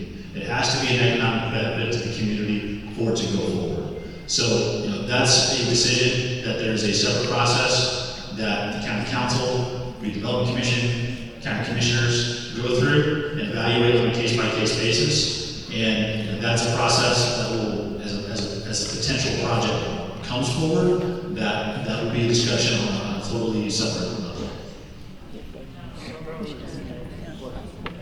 So Dorothy Jacobs is up next, Allison Krieger's still on deck, and Robert Krieger may be on deck as well. Dorothy Jacobs, Greenfield. I hate to keep bringing it up, but my concern continues to be the water. Isn't it true that for many big data centers, the majority of the water directly withdrawn and used for cooling is drinkable water from the local water supply? You say citizens, but isn't that still groundwater, Morris Dice, Eagle Creek Reservoir, the White River, the Fall Creek water treatment facilities? So, we don't care about that. It doesn't matter because it's citizens. But 57 to 63% of water for data centers, comes from potable drinking sources. Only 36% of the water comes from municipal non-drinkable sources. And I just continue to worry, thinking about what Google uses, 4.3 billion gallons of water for cooling annually. Water is a big issue, even if it is citizens, and it's not going to affect our wells. It's an issue that we should all still be concerned with.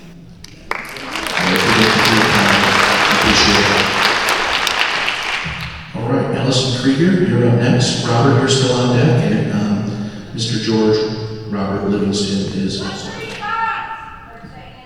My name is Bob Krieger, it's my daughter Allison. Well, hold on one second, some folks asked a question. I apologize for interrupting. I think she made a comment. I don't think there was a question in there that was new that we could answer, but if there's a specific question you want us to answer, we'll answer it for you. Can you guarantee it's not going to affect the reservoirs? I certainly don't want to speak for Citizens Energy Group, engineering consultant. I work with them a lot. Yes, if Citizens is the water supplier, which generally has been talked to and it's used for cooling water, whether it's a data center, manufacturing, or anything, it would be potable water. That's the water that they would bring, so that's an accurate statement. I can't speak to that. I know that they would do their own studies to determine their aquifers and whether or not they can serve, but I know that if they provide a will serve for X additional gallons of water a day, they would have their own studies and economic impact or environmental impact studies more than likely that they would have to adhere to based on state IDEM guidance and federal regulations. So it's not intended to be a non-answer for you, but yes, to answer you directly, it would be potable if that were it. Thank you. Okay, Allison or Robert. I'm Bob Krieger, it's my daughter Allison. She lives door to me. We live in Hancock County, outside of Greenfield. So I have a question for Tyler, I think a story. And have any of the county or officials or stakeholders sign a non-disclosure agreement or will be asked to sign one? No. Okay.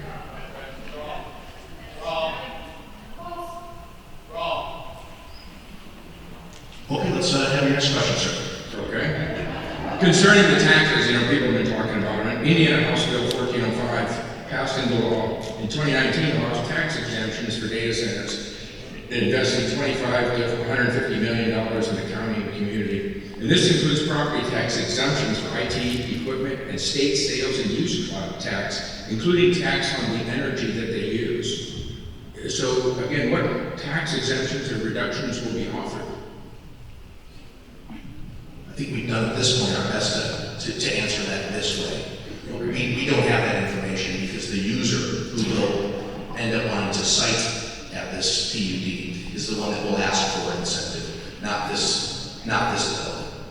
And that's one of the concerns I have, I guess, for Dan for the power. These hyperscale data centers use up to 100 megawatts of energy a year, and that's enough to power 37,000 homes. So in Northwest Indiana, where they put in a lot of these data centers, the upgrade costs are sent on to consumers, and I know both Duke Energy and CenterPoint Energy asked to increase the residential customers.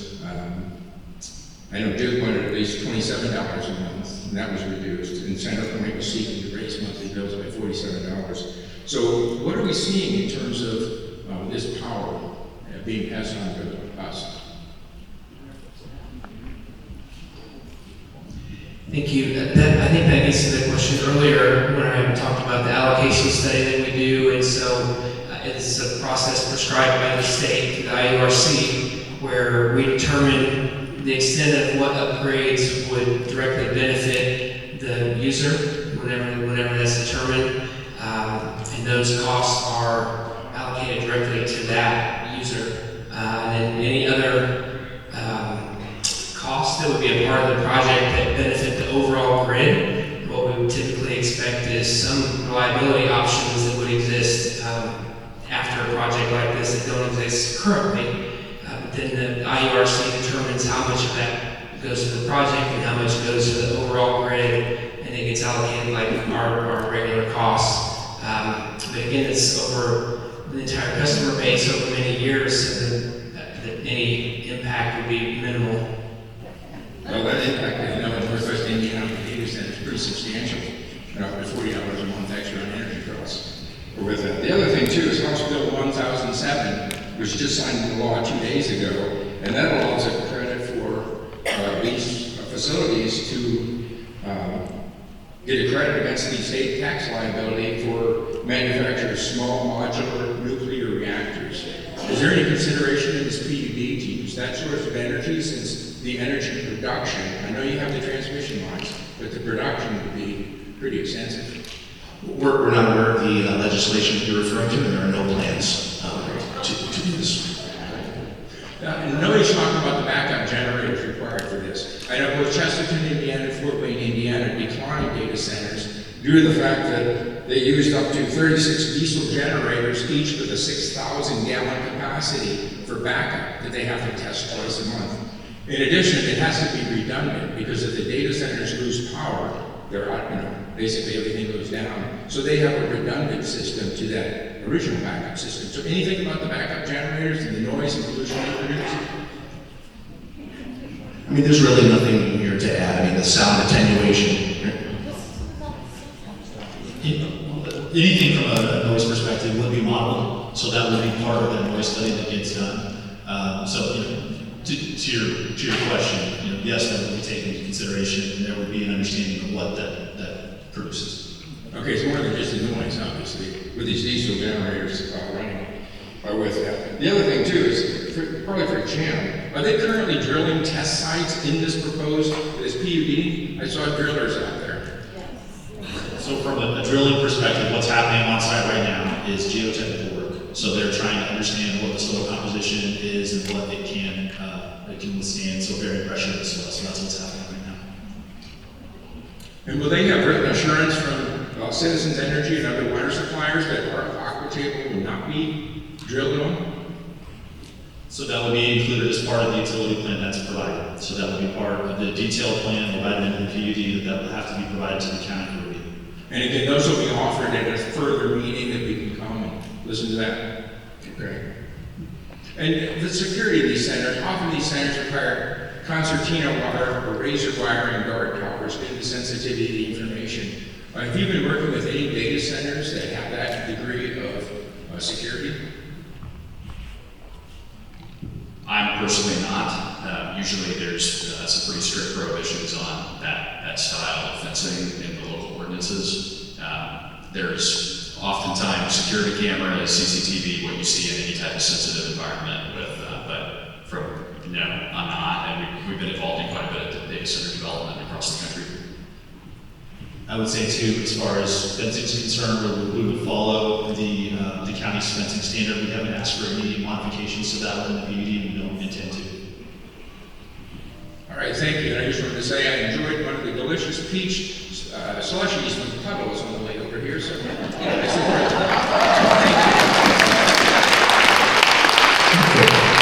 George Langston, you still want to ask a question? And who's on deck right now is Daniel Skinner and Janet Skinner.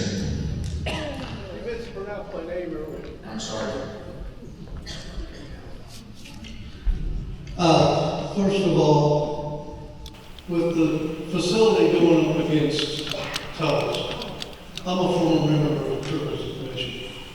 We don't have a lot of tourism draws here, and we cannot afford to lose Tubbs.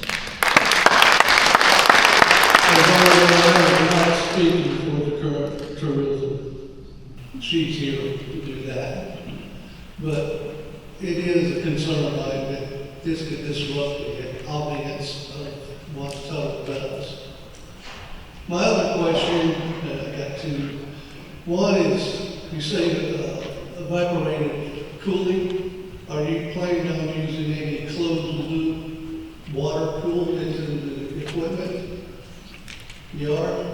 It could potentially be. Yeah.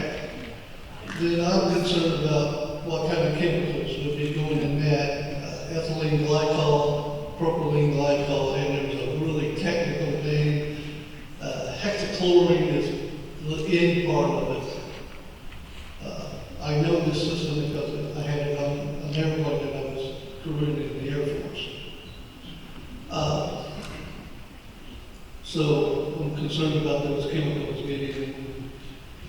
My other and last question is, are you planning on using any lithium-ion massive battery storage systems in case you lose power?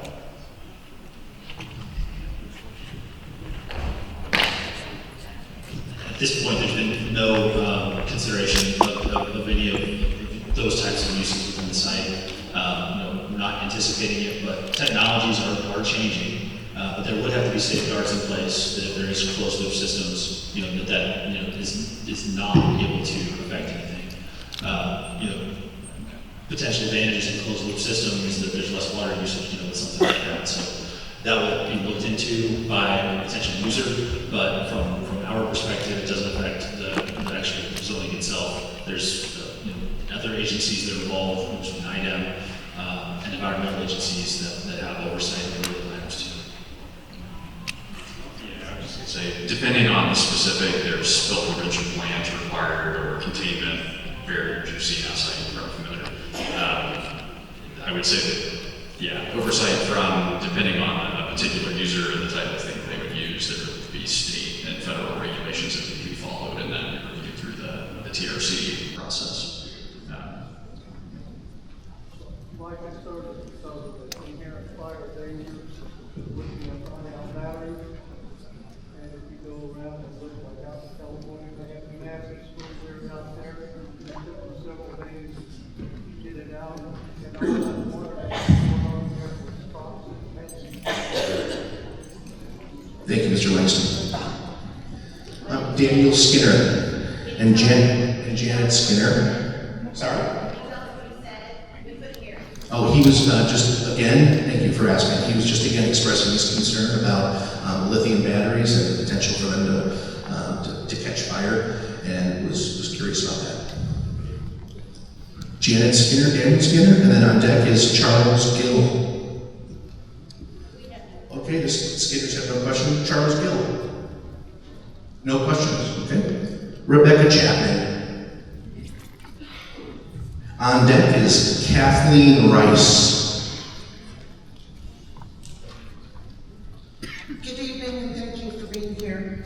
My question has kind of evolved as this meeting has gone on.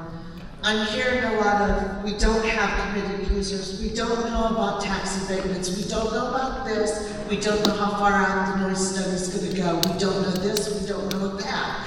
You are not giving us, as the citizens of this county who pay taxes, to stop stuff like this from happening, any confidence at all that this is even going to be a viable use for this property. I am really concerned. I have 2 special needs kids that are also voters now, but they will be living in my home, and I'm 5 miles just south of this PUD.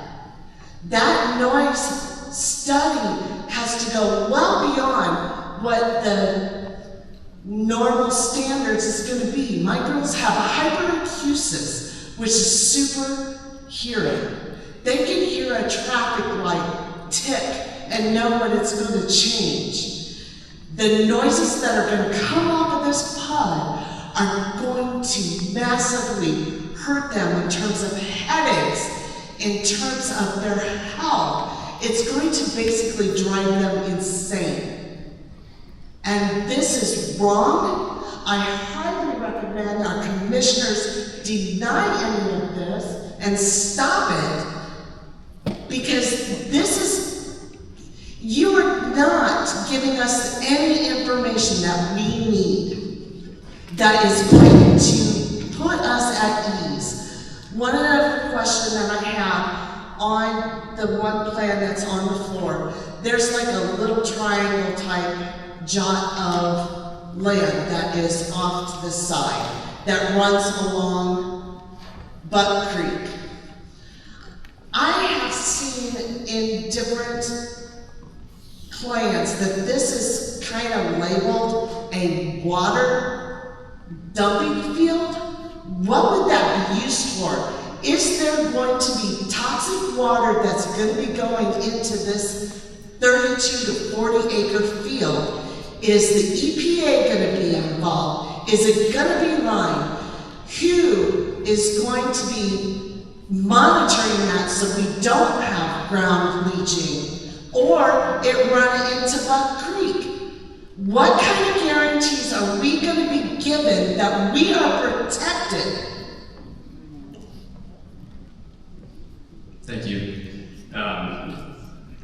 Personal comment, I have a sister who's autistic that lives at home with my parents, so I'm very familiar with what you're talking about.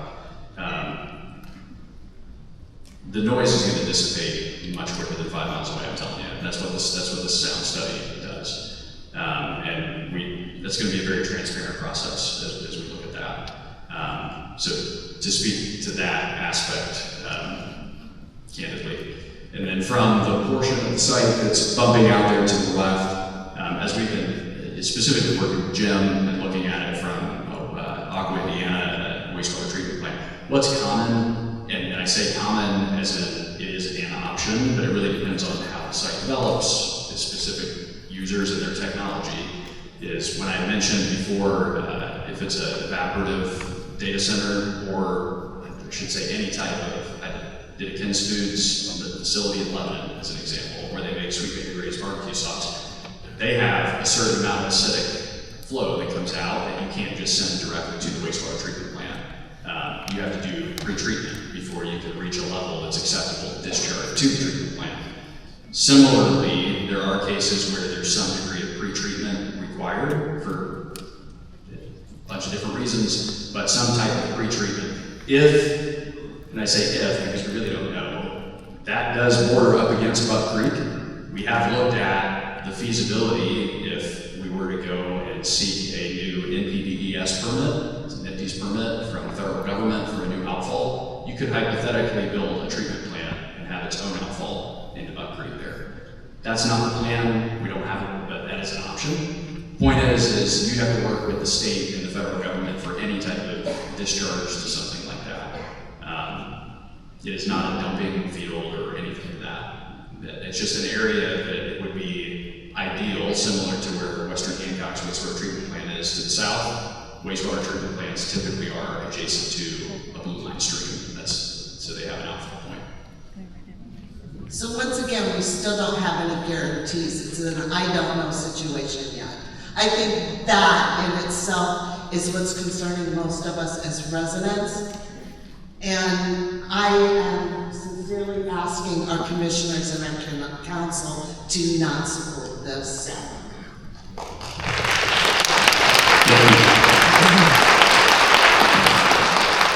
Kathy Rice is up next. On deck is Rick Bailey and Jack Wiley.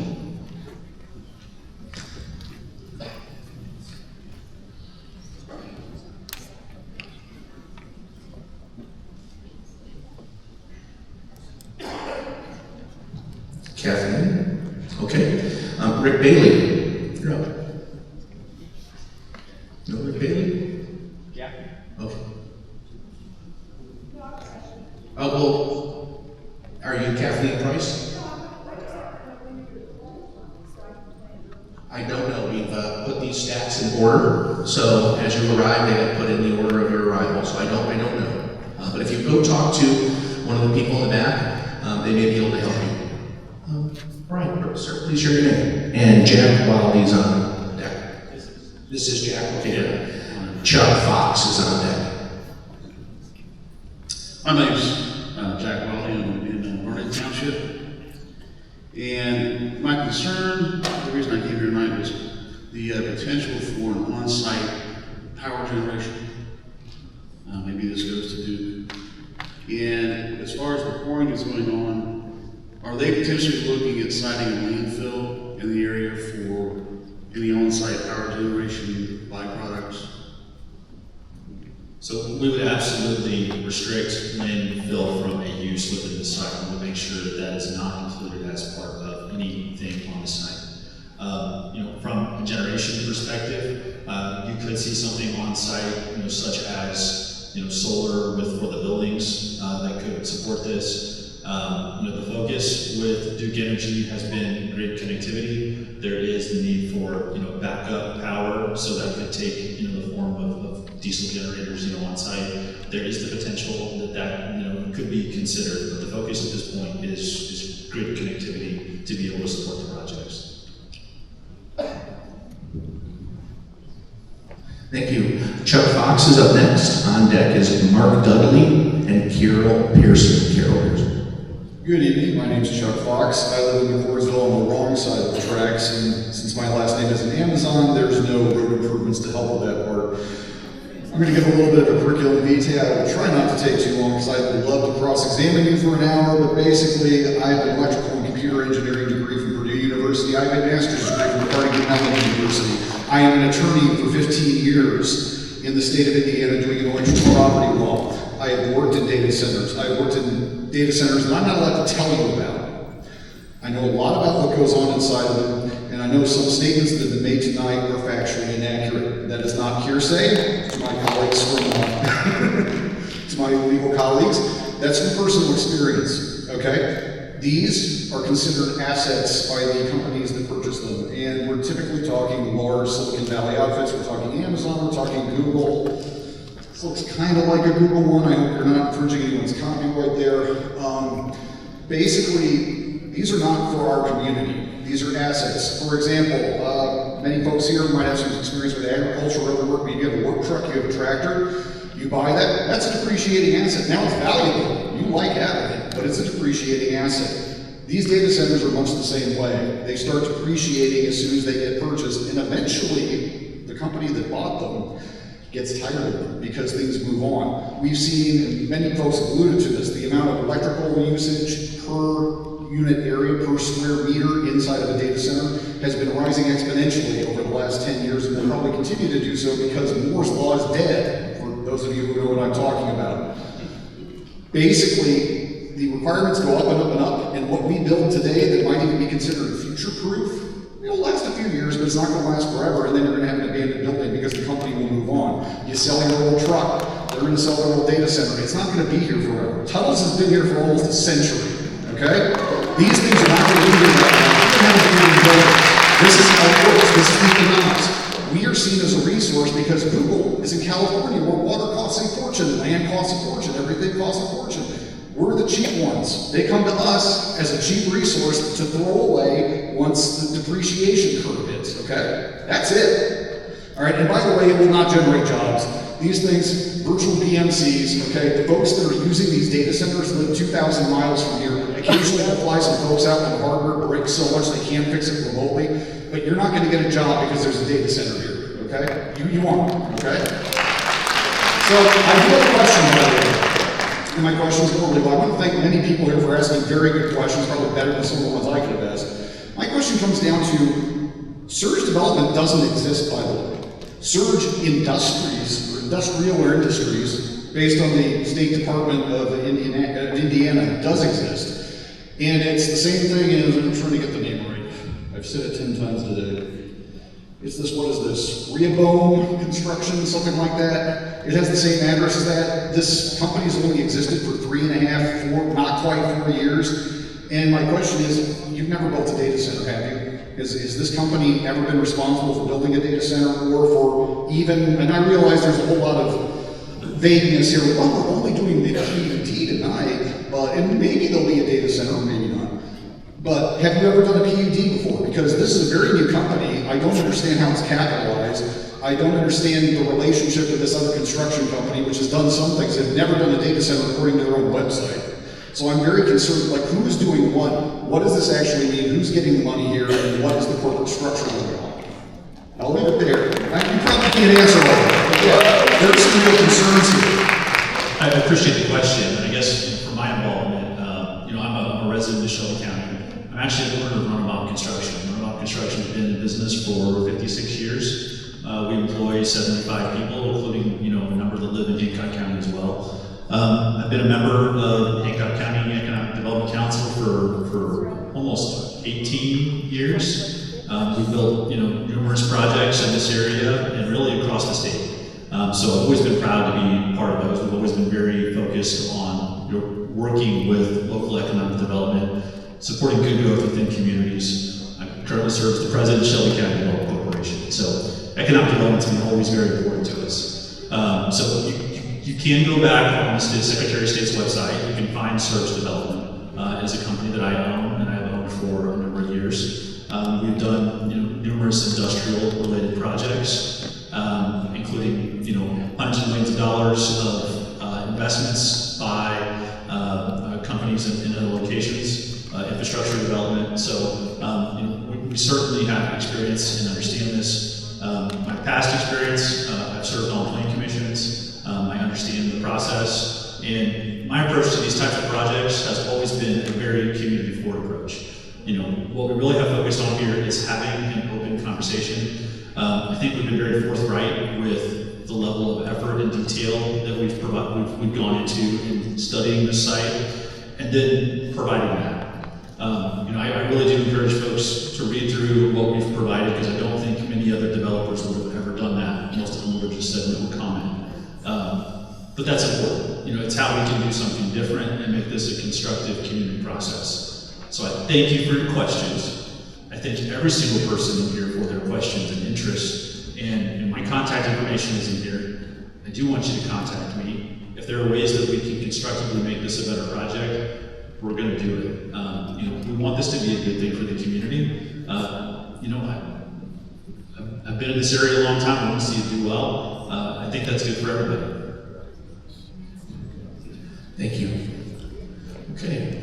Mark Dudley, you're up next. Carol Pearson and Cheryl, Cochard, is on deck.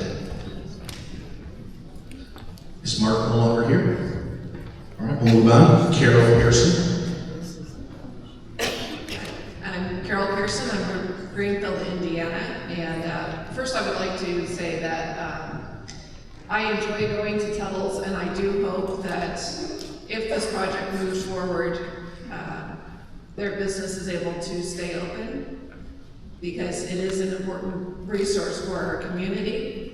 My question is, during the construction phase, there will be a lot of heavy vehicles moving along the road, and those can cause road damage. Has road repair been factored into any construction costs that have been proposed or come up with?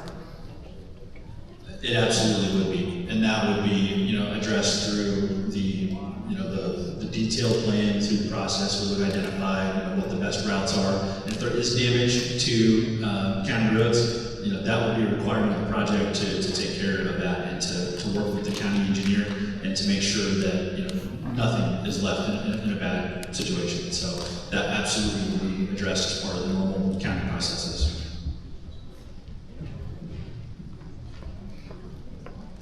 Okay, Cheryl, C-O-C-H-A-R-D, you're up next, and Rhonda McDaniel is on deck along with Mary Kay Stick. I am Cheryl Coker, and I live at the corner of 600 North and 200 West.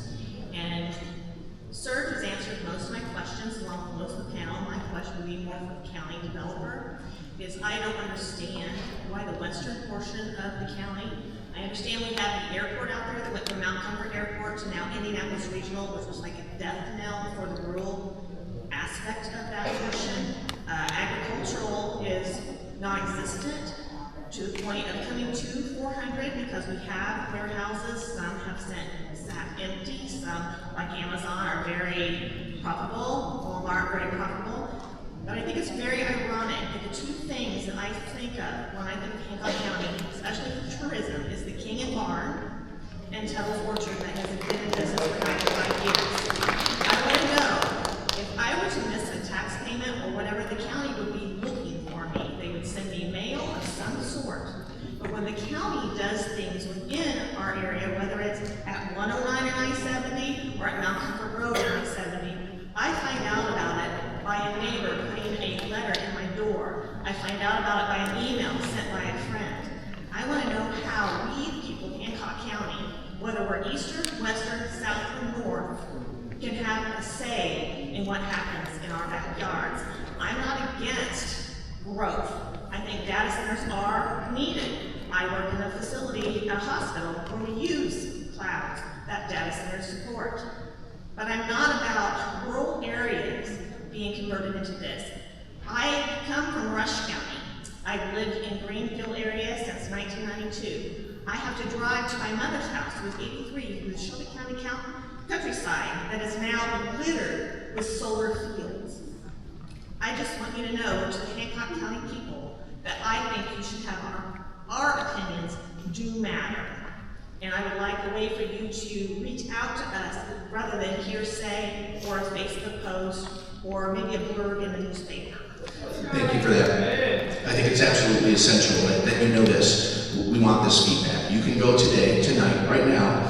We won't be able to review it until later, but you can go to hancockpud.com/feedback, and you can literally send us your messages. We will respond to your messages. We will incorporate as best we can that feedback that you give us into the process that these gentlemen are going through. So hancockpud.com/feedback. You can email us at outreach@hancockpud, and there is also a telephone number there. You can call that. You may well get voicemail, and someone will return your call, as soon as we can. So, all right. Thank you, Cheryl. Rhonda McDaniel, you're up next, and Mary Kay Still, you're on deck. Yes, I'm Rhonda McDaniel. I've lived in Hancock County my whole life. I also work here. All my questions have been answered, so mine is just a comment. My father was a farmer when he was young. My grandfather was a farmer, great-grandfather, all the way up. So my heart and my mind tells me that Hancock County can survive without a PUD, but cannot survive without the farmer.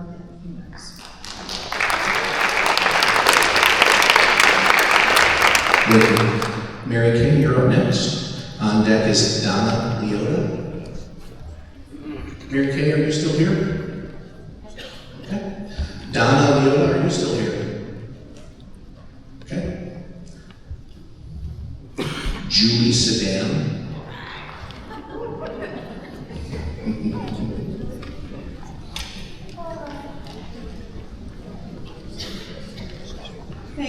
much for coming and giving us this opportunity. I really appreciate it. I've listened carefully to all of the questions and all of your answers. I read your document. Thank you for taking the time to create it. My first question is for you gentlemen on the stage. How many of you live here in Hancock County? Raise your hand, please. Okay, 1 out of 8. How can you be not, I'm a former, first of all, retired IT professional, lifelong business analyst with lots of experience with data centers, calculations, technology, implementations, development, you name it. How can you be 19 days, and I'm a project manager and a CBAP. How can you be 19 days away from your presentation for approval and you don't know the answers to the majority of our questions? Yeah. When will you be gathering that information for the submission? 19 days. Is that your only question, or would you like us to, would you like to ask all your questions and we'll get them answered? I have so many. I think I'm going to take an opportunity to go to your website and your emails and tell you, because what I've done is gone through here, and I do have one thing to say. You mentioned 9-Star being one of your resources for water. They have come out publicly and said they are not involved in this. We can address that briefly. Thank you. So from a large user perspective, they're not interested in serving large users. That's been the discussion that we've had with 9-Star. But they are certainly developing the water system in the vicinity in the area. So there is the potential that they could serve within the site. There's no guarantee that they would serve within the site. But they are developing resources in the area proximate to the site.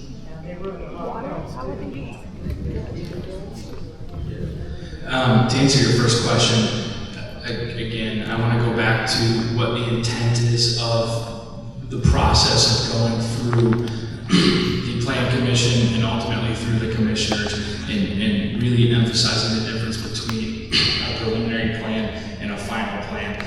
We are going through a process to determine whether a zoning designation is appropriate for an area.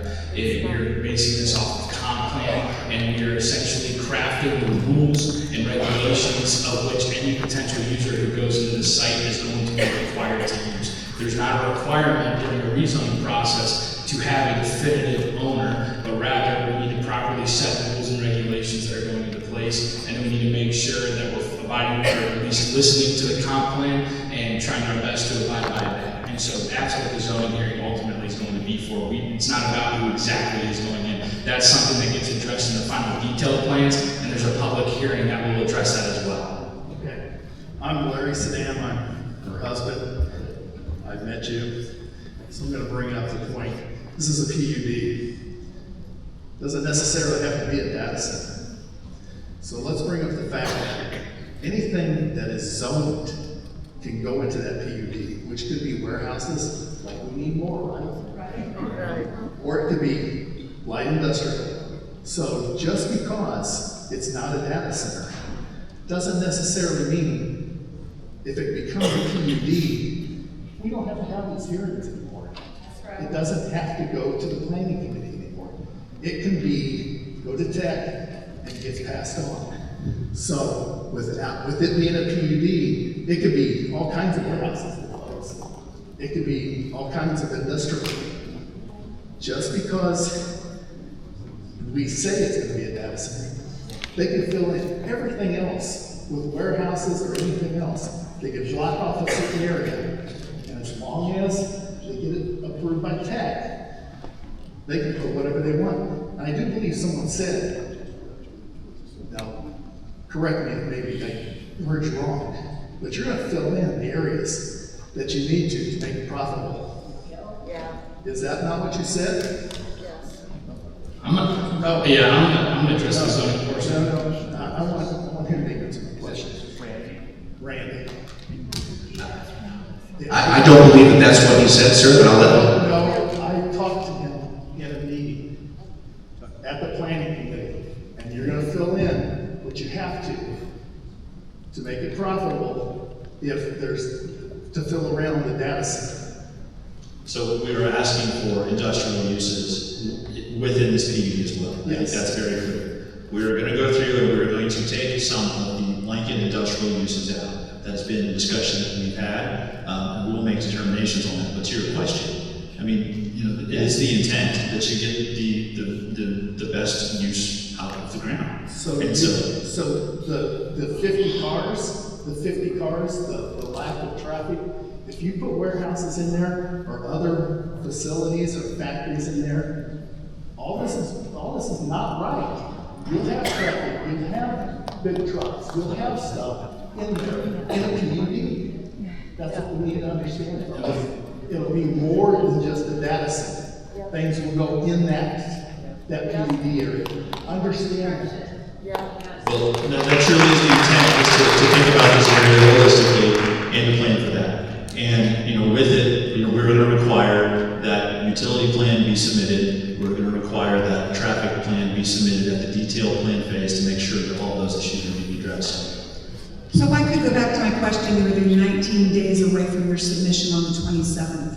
What is the plan and when will your actual proposal be available for us to review? So the proposal that is before you tonight is already filed with the county. And that is for this planned unit development. Once the planned unit development is approved, then an application by some future user will then have all of the details that you're asking for. So that's how it works. Thank you. That does in fact exactly say what my husband was saying and what I was trying to get to. Yeah, it does. It basically says you have put in a proposal to make it a PUD. That's and correct. it can be anything that after that, once they approve it, it can be anything. No. I'm asking to see the proposal. Where is it? Well, the proposal is available if you scan the QR code over here. That has the PUD proposal. And that has all the details as well as the FAQ. Does it also address all of the questions that we've raised tonight and all the concerns? Just to go back to your prior comment, PUD as a requirement, like I said, it's rules and regulations. We have to specifically put the uses that would be permitted there. So we're currently, one of the feedback things that we've gotten from the original submission is we're concerned that all industrial, I think Tuttle's may have brought it up, but we're concerned that it's going to be blanket all industrial. So we have gone through and in the process of removing any industrial use that we don't think is appropriate for the site and removing it, so that by the time the submittal goes through, you'll be able to see exactly what permitted uses are able to be in the PUD, and that will be voted on. If the PUD is approved, and then we go to a final detailed plan process, you still go through scrutiny from the commissioners as well as from the planning department to make sure that you're abiding by the rules and regulations and making sure that you're doing essentially what you promised you're going to do. They still have oversight over the process. That's why I want to emphasize that a PUD approval is not a just full-blown keys to the car, go and drive. There are still a lot of other processes that go into place before they're able to move forward with whatever the intent is going to be. But we're giving you what the intents are up front, as well as the rules and regulations of which the PUD has to abide by. That's what's getting voted on. Thank you for that. I'll just make one final comment and I'll get off my microphone. We focused tonight a lot about what we thought this was going to be, and that was intended for a data center. We've had lots of questions around data centers. In fact, there's a whole group of us, 1.4 thousand on Save Hancock County, that have focused our questions, our time. We had meetings and spreadsheets addressing everything from a data center, when in fact what we really should have been doing was addressing this idea of this could be a planned development thing that could be anything within some guidelines that once it's approved, we have no further say-so. It's simply been whatever you all want to bring in. And that's the end of my comment. Thanks, Julie. Thanks, Julie. So, Robert Stiegel, are you still available? How about Sonia Clark? On deck is maybe Andrea de Livigno. My name is Sonia Clark. I'm in Blue River Township, and I'm not a public speaker, so bear with me. I've been reading recently about the XAI data center in South Memphis, and I'm sure their due diligence process was just as rigorous as yours in terms of infrastructure. And yet they find themselves in the position where their energy provider is unable to meet their energy demands. And so what they've done is they've had to bring in 35 methane gas powered turbines that have no pollution controls and are estimated to contribute 12,000 to 2,000 tons of nitrogen oxide into the atmosphere, which will definitely have an impact on air quality.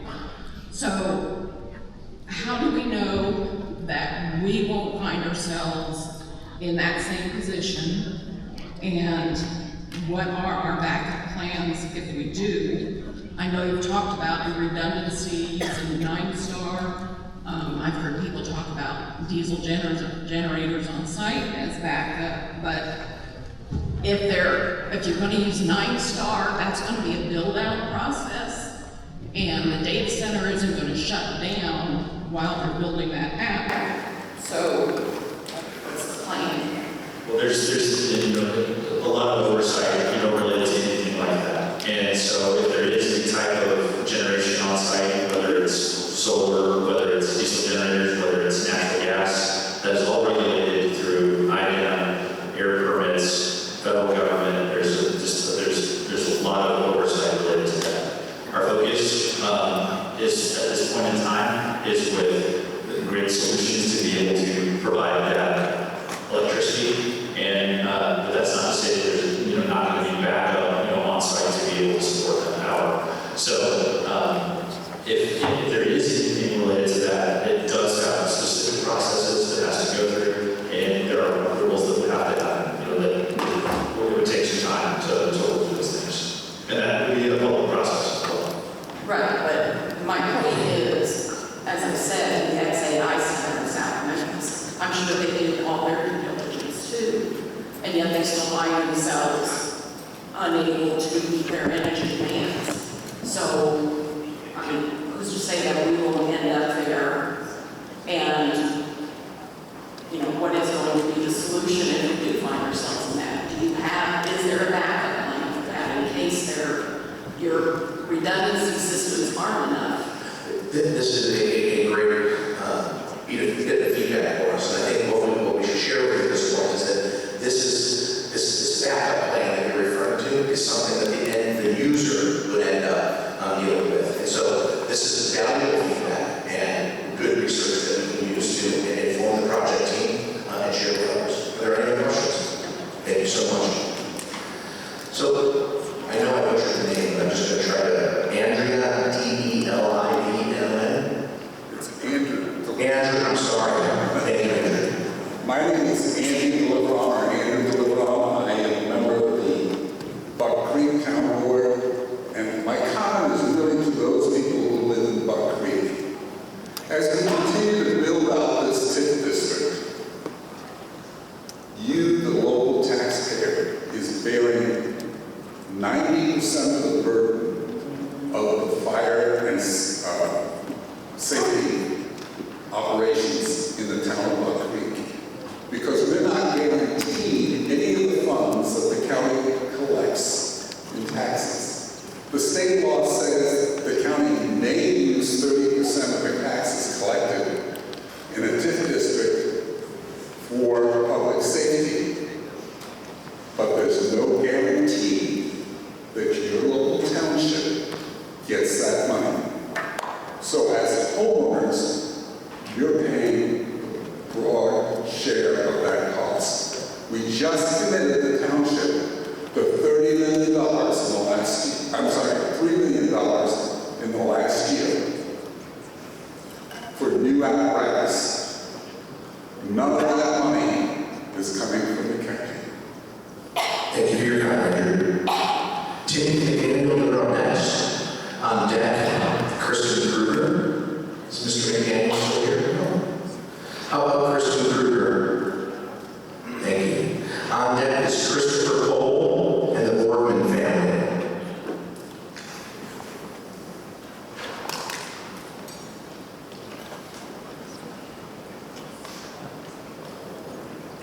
Hi, I'm Kristen. I live in Cordsville now, but I was raised in Clemson. Actually,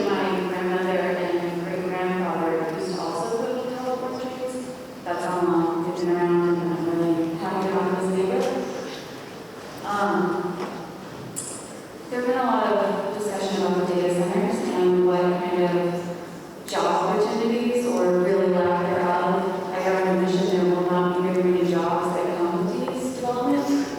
So I don't understand how this is meant to be a boom for the county. You talked about how this is meant to bring in economic development. And yes, I do understand that some of those jobs will be very well paid, but it'd be so few for such a large area of land. Could you spread that with me?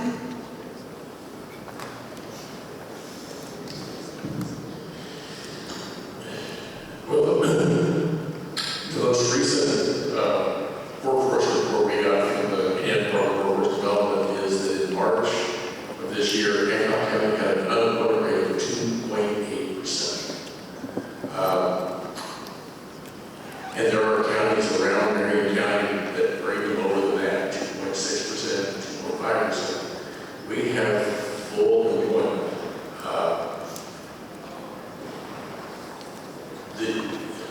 A project like a data center is the capital investment and the assessed value that they bring is the real asset that adds value. Even the rezoning of agricultural land to an industrial use, that doesn't change the assessment. Once they start using it as industrial, the assessed value of the land increases dramatically. We've seen that going on for the last probably 12 years. The warehouses, I know we don't have a lot of them, but the tax bills are substantial. The economy has been very good to us. We're a growing community. In 2023, Hancock County was the fastest growing county in the state. Last year we were second. It's Hancock County and Boone County are the ones that are thriving. The others, Marion, Hamilton County, Hendricks County, Johnson County, they sort of had their boom. They're still continuing to grow, but we were sort of the last frontier. It's showing up, and the jobs that come with that. So we need a diversified economy, is what I was talking about earlier. We need good manufacturing jobs, high-skilled jobs, but we also need a lot of capital investment in a smaller number of jobs. So it's trying to bring balance across the county. And so, for my purposes, I can see the value of a data center that has 35 to 50 employees, if they're well-skilled jobs and highly skilled employees. That's the labor pool that you have. The assessed value always comes with it. The construction jobs are plentiful. Those are all skilled jobs as well.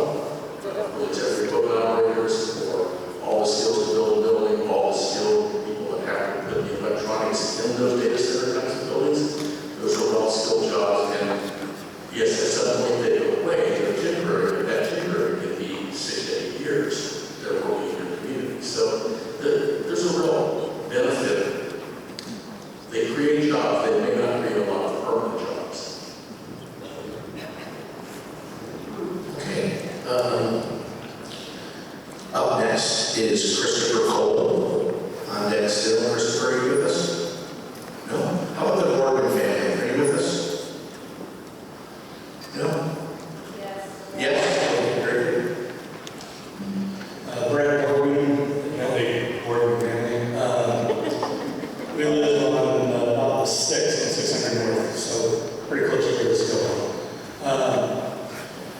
You mentioned the aquifers and things and not messing with the water around here, but when you take 770 plus acres of farmland and put concrete everywhere, that is going to affect that. So for those people that are living around there's a chance that wells could run dry, especially when there's 700 plus acres that it's not recharging that aquifer anymore. Do you have any information on that? So, I think from the perspective of stormwater management, it's kind of a little bit in the direction you're going there. We'll have to, any development of any kind out here, has to meet the Hancock County stormwater regulations and work with county surveyor and drainage board. This site, there was a graphic that showed some tiles running through those illegal drains that John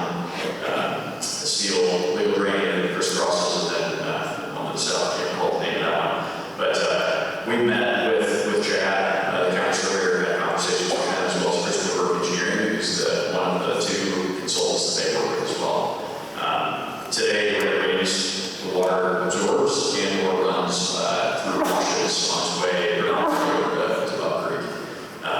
Development in this area would likely have detention basins like most development does to restrict release rates. And in particular, this area being near an airport likely would be restricted to dry detention basins, meaning they would be open water bodies where geese would want to congregate. Those would be sources where you would see water potentially infiltrate back into the ground, and at the same time, the release rates going back to Buck Creek would be restricted. So I think there'd be opportunity for that water to go back into the ground and seep back in. Okay. You can just keep hold on to the mic, you're trying to go back. How many AC units would be on a data center if that's what we're doing here? The building's about 880 feet long, so I'm just curious as to. I can't answer that. It really depends on, as I mentioned earlier, and again, I mentioned data center one of the uses here too. It really depends on what particular end user, if they come, what particular end user like the technology would be. In our experience working with a lot of different groups, they're all very different and they all have different technologies, and it's difficult to answer that at this time. Another question real quick, and you probably can't answer this either. You've mentioned mounds, you've mentioned landscaping. I've seen what Hancock County does, and it's crap. They don't try to hide anything. Proposals that was put in, you talk about a 4-foot mound for a 75-foot building. That's kind of a joke. Is that something that is being stuck to, or how is this going to be addressed? How many trees are you going to have within 100 feet? How many evergreens are you going to have these buildings landscaped so that they are in, so that we don't have to look at these? A big focus has been the buffering and what we're doing that treatment. So, as part of our revisions that we're making, we are bringing revisions and present those. We're increasing setbacks significantly. Previously, it was 50 feet. The county planner technically asked us for 150, and we're going to go 200 on some sensitive areas. So, we'll provide some additional information as far as what that is and make it available for review and for discussion as part of that meeting on the 27th. With also, eventually, I don't know, country thoroughfares, county thoroughfares improvements. You've talked about that with roads. And this may be for Mr. Stroh. Does this include the plan of 300 being straightened out to where tunnels does get affected by this, by that also? That wouldn't be part of this project, but I would say that we are working with the county engineer to have those conversations and see what makes the most sense. And we're constantly trying to advocate that this is the right approach is taken, and the tunnel is negatively affected by that. So we're trying to work within those conversations and have it with county officials and do things that we can to make it a better situation. Since you addressed the question, may I answer? So,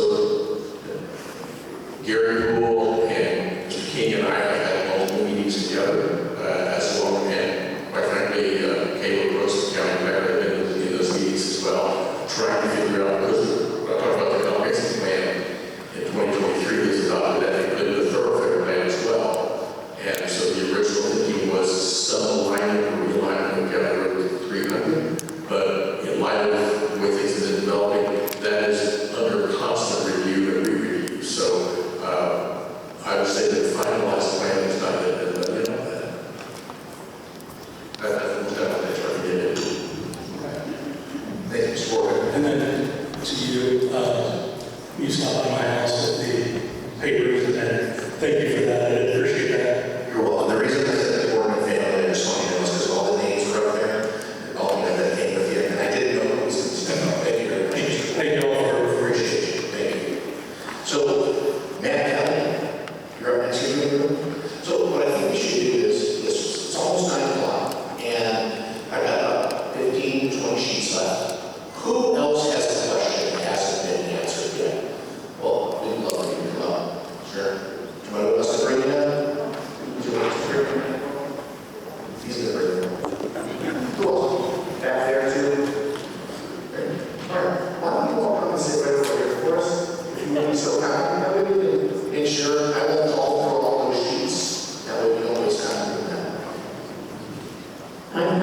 public speaker either, so. A couple of them you kind of touched on, but I wanted to clarify a little bit more. One was talking about a fire on lithium batteries. I've heard where when those fires start, they're hard to put out and they're toxic. I get that you can't make, I think I'm finally understanding that you can't make these projections because we don't know who's going to apply to build in this spot. But when that person, when we approve this with whatever, and those people come in and they say, we want to build here and this is what we want to do, are we going to be informed to help stop them from doing things we don't want with the property? Absolutely. As Tyler's mentioned a number of times, there will be future opportunities to shape what gets developed inside the PUD. And this is a great time to share with us the things that you might not want to see in the PUD and other restrictions that you can. Yeah, somewhere I would love to get is how will we be informed each time a person's applying to be in this spot? Where will we know to meet? Like the one lady said, we find out because of our Facebook groups, you know. Yeah, so I don't even mean just PUD, just anything that's being developed in the whole county. You know, how do we know? Yeah, so it takes a little bit of diligence. I know that's not the best answer, but from a civic standpoint, this is any county in the state of Indiana. All your counties post a calendar of when their meetings are, and they are required to post their agenda ahead of time. So if you set a calendar and can, mark, this is what the dates are, this is when the agenda comes, you can peek through it and see if there's anything that, Can you get on an email list or something? Or that would be a county-specific question that I certainly can't answer. I will say, as somebody who's been around, been to quite a bit, a few counties practicing, Facebook groups are really good because all it takes is one person to see it and they post it and everybody sees it. And so it's almost like, I wish there were a better way to go about it. And this isn't a comment on Hancock, this is just general Indiana. I wish there was a better way to go about it. We found out about the one sports complex that was going to go in because somebody happened to be walking by when they were talking out in the field about it, and that's how we found out. And so the way notice works in Indiana is you're required to post signs. So we have signs that are currently on the property. We're required to provide notice to interested parties, and that differs on county to county and what that constitutes. And then we're also required to publish notice in a newspaper. So the reporter, we have notice of the meeting. The May one will go out on this Saturday. So notice is published. So, and again, just to touch on process briefly, we have a preliminary plan right now. We go in front of the Plan Commission, that is a public hearing, and that goes in front of the commissioners. When it's a final detailed plan, the Plan Commission has direct oversight and make sure that we comply with everything, and they can bring in comments from the commissioners. We also have to go through a platting process. The platting process would require a public hearing, and that goes in front of the Plan Commission. So those are times when you can send your input into that. Chris is also, now, as we've said, now is a great time to submit any uses that I don't want to see this year, I don't want this, and you can go through the Hancock County ordinance to see what uses are carved out in industrial and look through that list. So there are a lot of things that you can do in the interim to kind of address those now. Something that concerns me a little bit is we know how, I hate to say this because I lived there, I grew up in East Indianapolis. It's not a place I want to go now. And I feel like West Hancock County is making us to be East Indianapolis. Because we're not getting we don't have the restaurants, we don't have those things that everybody has over there and they want to build that way. Make our more, we need more things that are going to be good for our side of 9. To bring in that people want to live here that are going to keep it nice on the side and not end up being the suburb of East Indianapolis. That's right. Now,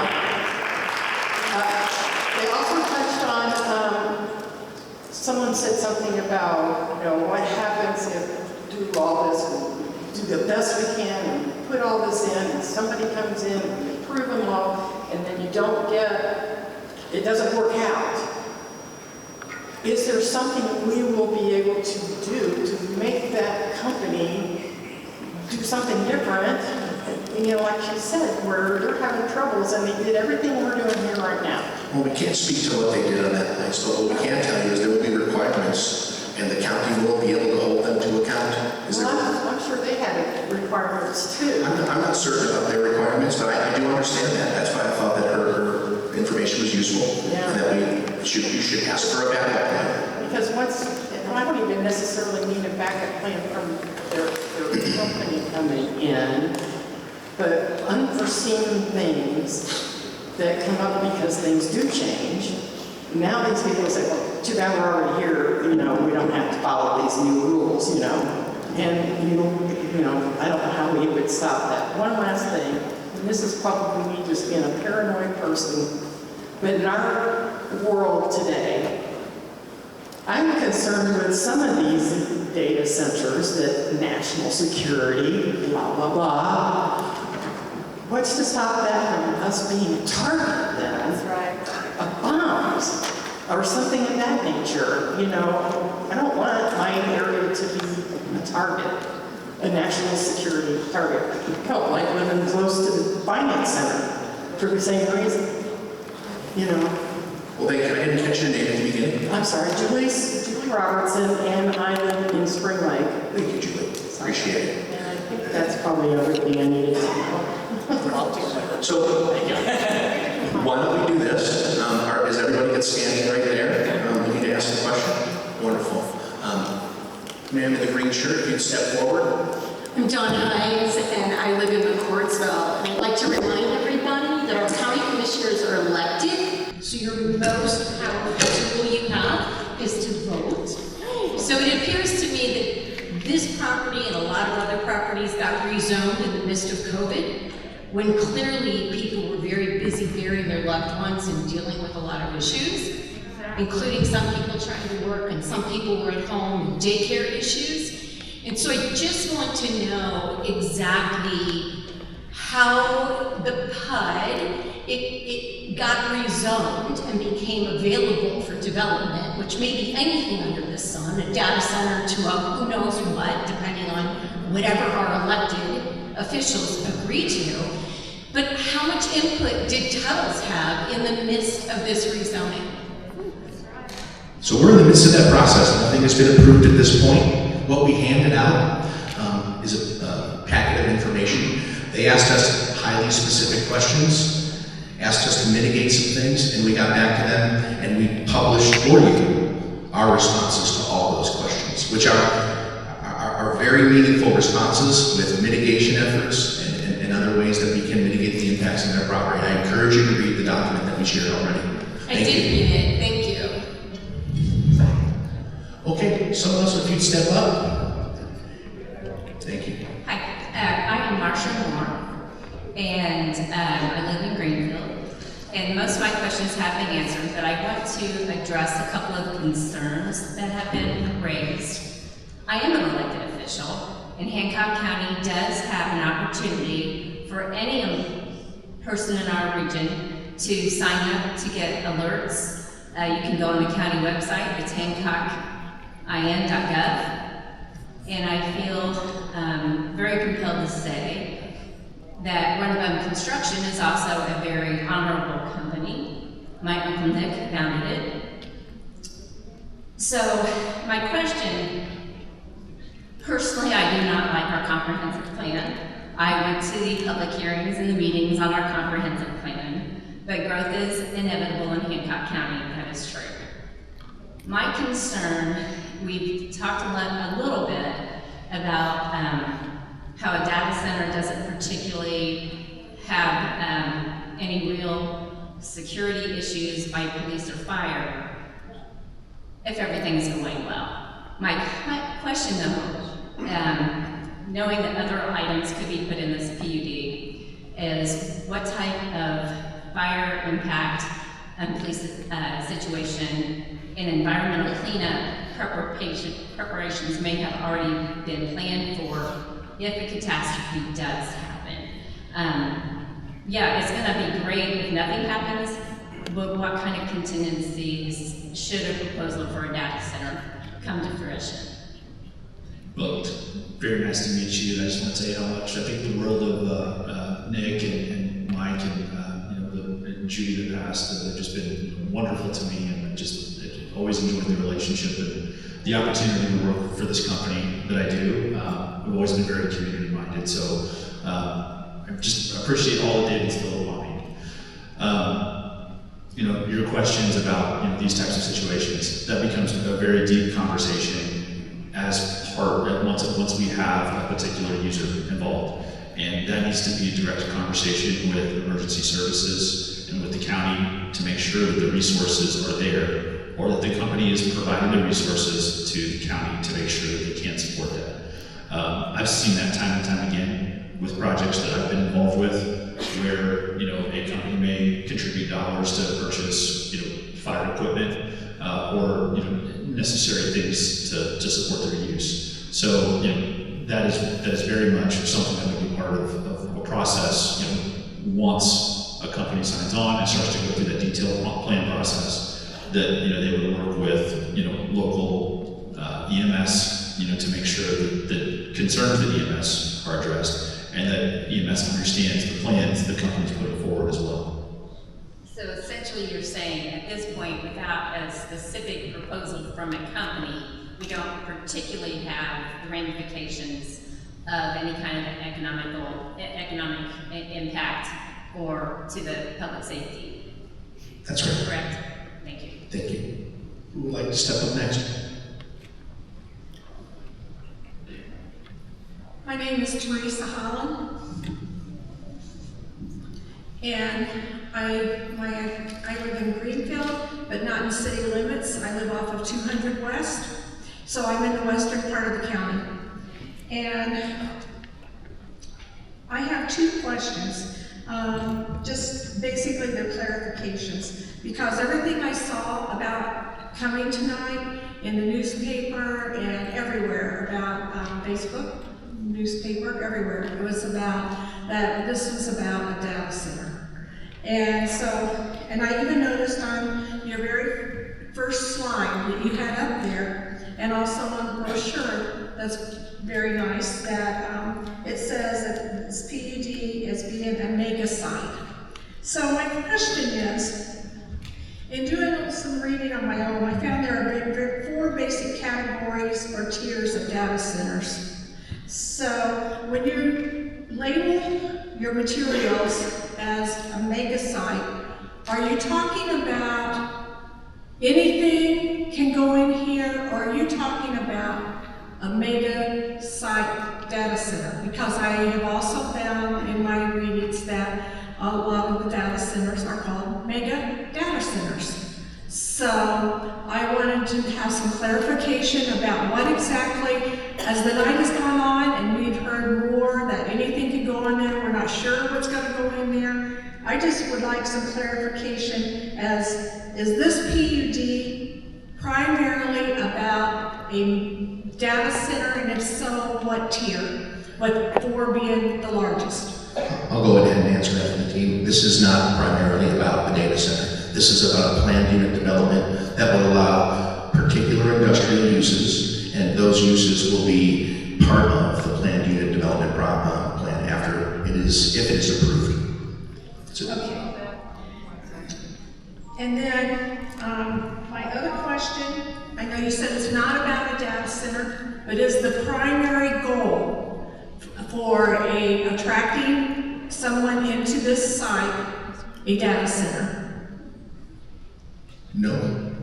The primary goal is to create a planned unit development that allows industrial uses like manufacturing and the particular allowable uses that would be approved under the PUD, period. Okay, thank you for staying late and allowing us to answer questions, to have questions answered. Thank you. Who would like to step up next?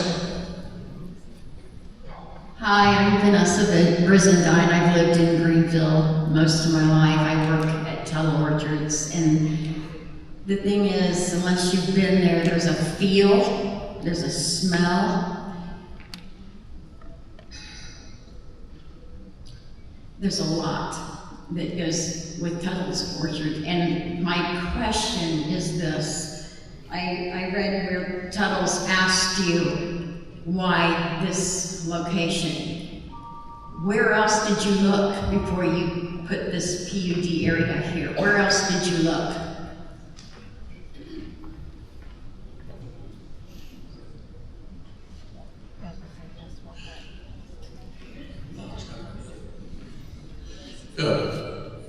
I can answer part of the question. Remember what I said earlier, when the comprehensive plan was redone in 22, this area was shown for that kind of industry, the areas that we're talking about. So this was something in 21 and 22 during the planning process. This particular area was identified as a suitable place for these kinds of uses. So that's, in general, that's how I got there. As to the specific one, what this particular project and this particular zone, I can't speak to that. So, obviously this was informed by the comp plan, but then also by available infrastructure and an interest from the property owners to participate in something like this. So, we were essentially all those pieces coming together is what made this a location to consider. In the book here where Tuttle's asked you, the number one answer as to why did you believe this was the best location, you said it's in alignment with the county's adopted land use plan. Now, the county may have wanted all this, but the citizens, the people who live in rural Hancock County do not want this. Everything I have heard has been, what you do know, has been felt negative. It doesn't feel like a good thing for our county.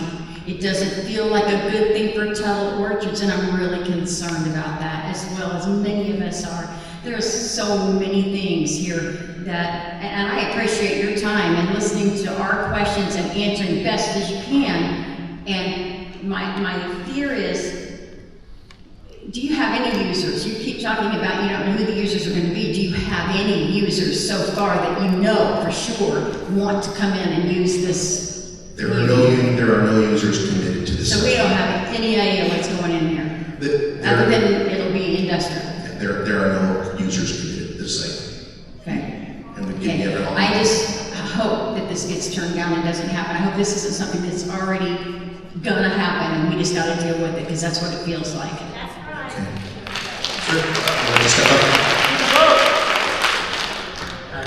Nick Stoltz. I actually live across from it and down the street from Tuttle's. I look out into the field. So a 75-foot building on the west side where I am doesn't sound appealing. Or the 50-foot that's going to block Tuttle's. Like, those are humongous buildings. And it's not even what you have depicted on your thing. That's a data center. I'm in IT, been to data centers. There is batteries, tons of them, rooms of them. The computers kick to batteries, and they kick to diesel generators or natural gas generators, either one. But regardless, the generators are the size of a small house to do this kind of work. It's an insane amount of power, it's an insane amount of batteries. So just to set some of the facts straight there. I don't really have a question, I have more comments and just setting the facts straight. Like I've been to data centers, they're super loud. The decimals, I can't tell you what they are, no clue. But I can tell you can't hear or have a conversation when you're standing outside. You go inside and it's just loud because all the heating and cooling and everything that goes into place. And don't get me wrong, these data centers pay my paycheck, which is great, but I don't want one next to my house or even in the county or even the counties that you guys live in. So it's just disheartening to see something like this even thinking about taking place. Whether it's a warehouse, whether it's this data center, whether it's whatever, it's the country, it's where we grew up. Mostly everybody in this room grew up in Hancock County, and that's why you're here tonight. This isn't what we want. We would have never voted for a HUD or any of this rezoning. Like Mount Comfort used to be beautiful. Now it's a bunch of empty warehouses. Home values are trashed. I've had friends that have lost their butts on the houses because the home values are trashed. Whether it's a data center or a warehouse, whatever. You're gonna trash it. Nobody wants to live next to them. Ask anybody who lived around Amazon, if they still live there, do they want to live there and hear all those trucks? And yes, the data center might be quieter on the trucks, but it is not quieter when it comes to the sounds. I took a video on my phone this morning of the birds chirping at 6:30 in the morning when I'm letting the chickens out. Like, that's the country, that's Hancock County, not whatever this is. Thank you, Mr. Schultz. Who would like to step up next? Sir, please. Hi there. Hi, my name is TJ Hall. I'm extremely nervous, by the way, just to be in Greenfield Central High School, quite frankly. But my name is TJ Hall. I'm originally from Fort Bill, Indiana. Very proud of Fort Bill, very proud of Hancock County, and now I live in Fishers, Indiana. And the reason why I was so excited about coming to this meeting today was to learn, number one, but I do want to share what my original thoughts were, because where that red line is, that is home for me. And I was really inspired by the gentleman that spoke about, I think it was his 90-year-old mother, and what he said about the farmer, and how she had to make a big decision, and she knew a lot about it. So I do want to say a couple things, like the amount of courage in this room amongst the residents in Hancock County has not changed. So it's refreshing to see, quite frankly, the courage up on the stage as well, on how they responded to questions. But she said one thing where the gentleman, I think it was his son, said that they supported it, which the only thing that tells me is that there's been some sort of communication and sensitivity to the farmer. And it's tough to make money as a farmer, I'm sure, just from what I'm watching, whether that's cable news or just anything. So that's the first thing I wanted to say, but also, like, Tuttle's Orchard is an absolute staple. And quite frankly, it carries all the way over to Fishers. A big reason why I was around that so much, because Tuttle's Orchard was an absolute contagious atmosphere, it still is. I take my wife and my children there at least once, sometimes twice a year. And I can tell you this, I think Tuttle's will continue to be an absolute staple just with the name. They've been around for almost a century. But what really got me excited about coming here today, again, was the learning, and quite frankly, I was intimidated after I listened to so many people speak, and learning someone as a gentleman that worked at the data center. Oh my gosh, it just is refreshing to learn all this. But the first thing I thought about was jobs, so I do have a question, but a lot of these questions have already been answered, because you guys were prepared coming to this. I really didn't know what to expect. So my question is, when I hear data center, and I was taking notes of one of the slides where it says it enables AI innovation in addition to technology attraction. I want to be clear, I don't know much about energy. Some of the decibels that you guys I have no idea, so I want to be sensitive to that. But what got me excited was the amount of jobs that could potentially come, which is actually pretty close to what I call the armpit of where I live, because in Fishers, Indiana, down the road is Hancock County, then there's Hamilton County, and then there's Madison County. That's how close I live because it keeps me close to home. It's not that far away. Greenfield Central is farther, quite frankly. This took me almost an hour to get to, but it takes me about 15 minutes to get to that, where the PUD area is, and to get to Tuttle's. So my question is about what motivated me to get here, which is when I hear data centers, how many jobs do you think that will produce? Is there a forecast at all that you may have? And how much of an impact that will make, not just on the county, but also to surrounding counties where I live? Thank you very much. TJ, thank you for your question. I'm going to answer it for the team because we've talked about it a couple of times. There are going to be construction jobs, temporary construction jobs with any development within the PUD.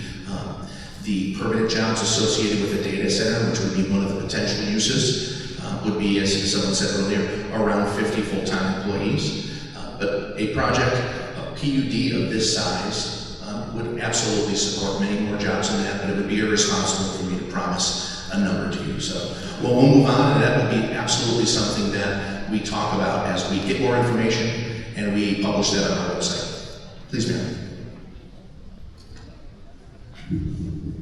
I stand on the chair, but these ones are the flippy kind, so it's a little dangerous. Hi, my name is Leah Letterman. I live in New Palestine. I used to live in Mount Comfort. I3 developers said, hey, sell your house and we'll build right next to you. So it was a crappy situation. A lot of people said, well, you sold your house, it's your fault. But it was an impossible choice. And it motivated me to start going to these county meetings. And I started this group, Save Hancock County, which some people have mentioned, which is pretty awesome. And yes, they already said, you can actually get text messages that tell you when agendas and when minutes are posted. So hit me up if you want instructions on that. But the reason I mentioned that is because I was in a meeting, and I can't remember if it was the Joint Council of Commissioners, but it was recent. It was like within the last month. I was there when the officials were told they had to sign an NDA before they could discuss this. And that the NDA was from a company in California, but oops, they actually weren't supposed to have that information on there, but it was. So we know that this company is in California. You're saying that there's no end user, but at the same time, county officials are being asked to sign an NDA, but then you're saying that they're not being, so I'm just confused, and I'm just, some lady. But then also, I went to the planning department to look at the proposal that you guys sent in, and I don't know how this stuff works. I have never submitted a proposal, but usually you would think you would put a picture in of what the project is going to look like, and the representative image that you put in your proposal, ironically enough, I used a Google reverse image search, but that representative image is identical to a Google data center. So that's my confusion, is you're saying there wasn't an NDA, but I was there, and it's on the public videos. So I'm sorry I don't have the date off the top of my head, but I can get it to you. It's there. It's on the video. They were asked to sign an NDA, and many of them had some issue with that. Some of them, so I'm just confused. Thank you for your comment. I didn't hear the question there, but I'm happy to address it if you'd like.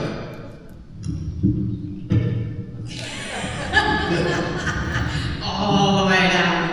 I guess my question is, why is the image in the proposal a picture of a Google data center?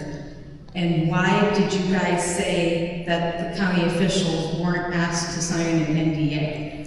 So we did not ask the county to sign an NDA, as far as I know. If we have, and we can be in touch with you, period. But we did not ask them to do that, is my understanding. And as far as the image is concerned, I don't have a good answer for that question. I think that is just simply trying to give folks a sense of what an industrial use may look like in this area. Thank you.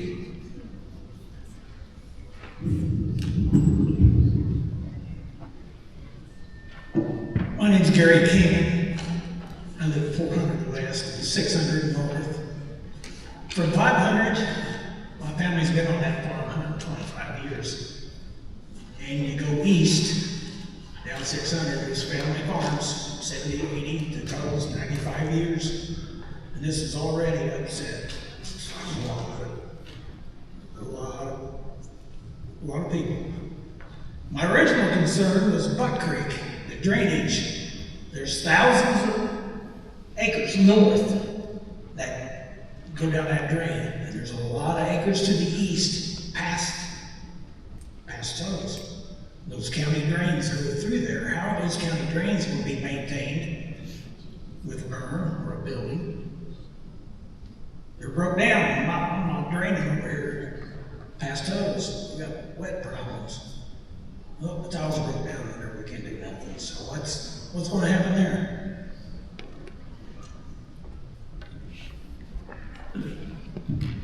Hi, Gary.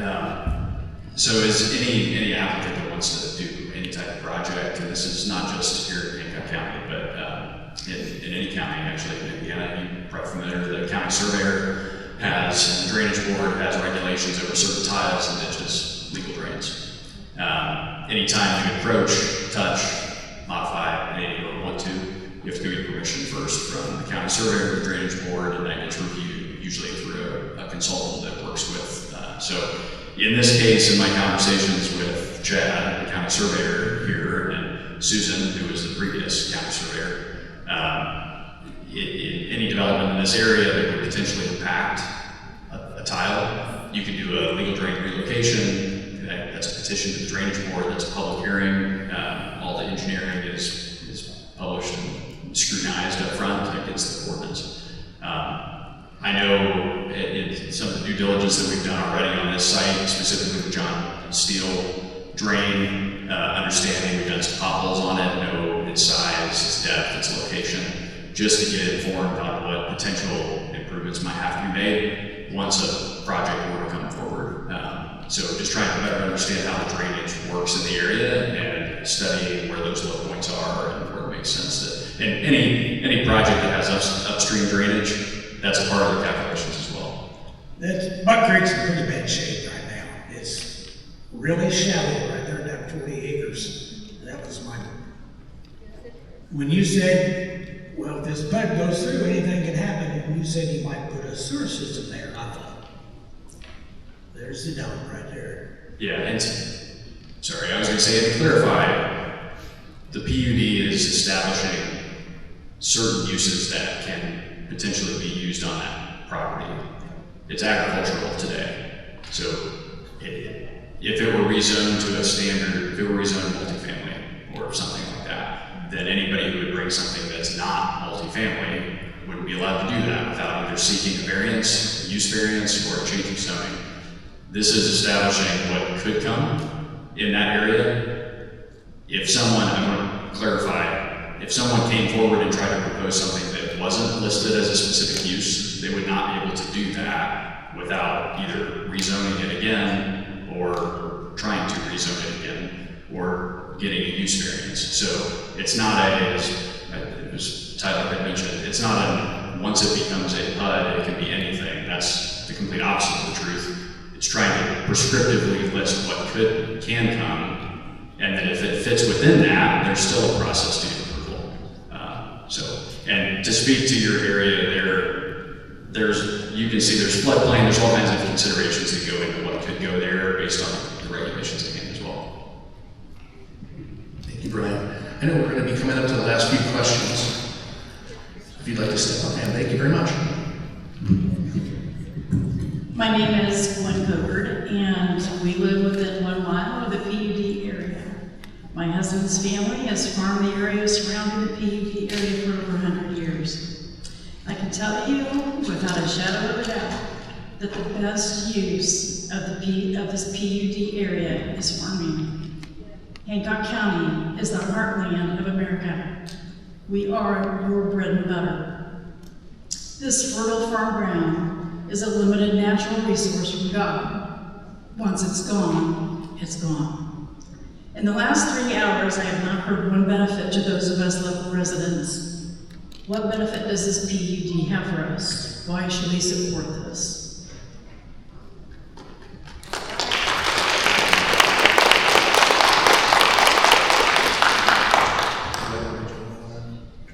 I feel like we've done the best job we can tonight to address that question for you. We'll publish more information on our website, and as we get it, so please. My name's Karen Rose. My name was Rose, and we used to farm and live 4 miles east of this area. And my parents' best friends were Kenyans and Cookers, and everyone in the area for, my family, I'm going on 6 generations. Unfortunately, we lost our farm in '87. And anyway, I was looking on, I'm sorry, I'm emotional, but until you are a generational farmer in this county, in this state, in this country, You don't understand at all, okay? Anyway, GIS mapping thing. Who owns this PUD area currently?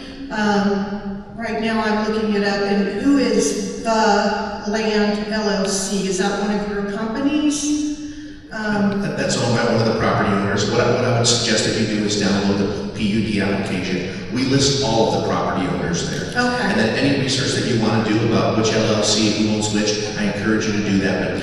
But it's all publicly available information. I'm just curious if one owner owned this little chunk right now, not currently. No, there's a number of generational farmers in this PUD area Yes, sir. who have chosen to sell their assets. And I'm sickened by that, and I'm saddened by that, because one of them, Lane's, L-A-I-N, that would have been my dad, would have been 99, and I was his cousin. And to see this land go to something like this is sickening. If you like to eat, farming isn't just about food. It's clothing, it's everything that we use. I could care less about AI and Google, honestly. You know, I'm 60 years old right now, and call me old-fashioned, but I like things to stay the same. I know there's gotta be improvement, but come on, let's put the brakes on a little bit. And I know we're all tired, but let's just, in this county, I wish I had known years ago about this county planning thing. I've never been involved in politics. You know, I don't care. Well, now I do care, maybe because I'm 60, I don't know. Thank you. But I really wish I had known about this comprehensive planning because, you know, well, anyway. Thank you for your time, I appreciate it. Thank you. Ma'am, would you like to step up, please? Hi, my name is Rose Metz. I live in Charlottesville, Indiana. I'm not sure anybody up there actually knows where that's at, since none of you are from Hancock County, except for one. Does anybody else know where that's at? No, because you don't live here. I moved here about 4 years ago with my husband and our 4 boys, and we have gone to Tuttle Orchards. We've had education there. We've gone there just for fun. It's too bad that you guys want to ruin that. I'm also going to say that when we moved here, we looked at moving to the Mount Comfort area, the Mount Vernon area, and we chose not to live there because of all the industry there, because of the big buildings, because of the warehouses. And when I drive up to Buck Creek every week with my son, I don't look at it and go, gosh, I wish I would have moved here. Every time I say, thank goodness we didn't move here. So, Tyler, this is some research for you. It does not improve property values. I guarantee it. So, tonight, I feel like we've had a little case of, well, we have to pass this to find out what's going to be in it. You guys have answered basically no questions except to say, well, we don't know because we don't really know what's going to go in there. But we've had a lot of meetings. So either you don't actually know what's going to go in there, or you do, but you won't tell us. So I'm sorry, but there's no transparency up here. Everybody up there probably stands to gain a lot of money from this. We don't. We're not getting any money from it. Now, I would also like to say, the aquifers, we talked about how there are no wells and no aquifers in Hancock County are going to be affected by this. Where is the water coming from? What county will it be coming from? Do they know that it's coming from them? Citizens Energy Group will be providing. That doesn't answer the question. What county will they be getting the water from? At this point, we're not prepared to answer that question for you. If we pass this, guys, then they might know what's going to happen. Maybe we'll get to know eventually, right? Right? Thank you. No, I'm Yes. not done. I'm actually not done. Boone County, with all this leak project, they just had a big issue because they didn't have enough water. Is that what we're in for? You guys say, oh, we're going to do this. Don't worry. We've got the water. We've got the electric. But you can't tell me where the water's coming from. Do the people that you're planning on taking the water from know that you're taking it from them? Again, no answer. Tax tax breaks when they're done, because we all know that's what's gonna happen. You're gonna get a tax break, otherwise you wouldn't do it. It's all about money for you guys. You say that we're gonna make, 50 jobs, woo. When your tax breaks are done, and you decide to leave, or the company, Google, whoever, leaves, are you going to put in there that they have to return the land exactly how they found it? That's a piece of feedback that you should share with us, and we take that as feedback. That's not something that is in any plan as of right now. So we're gonna be stuck with ugly buildings.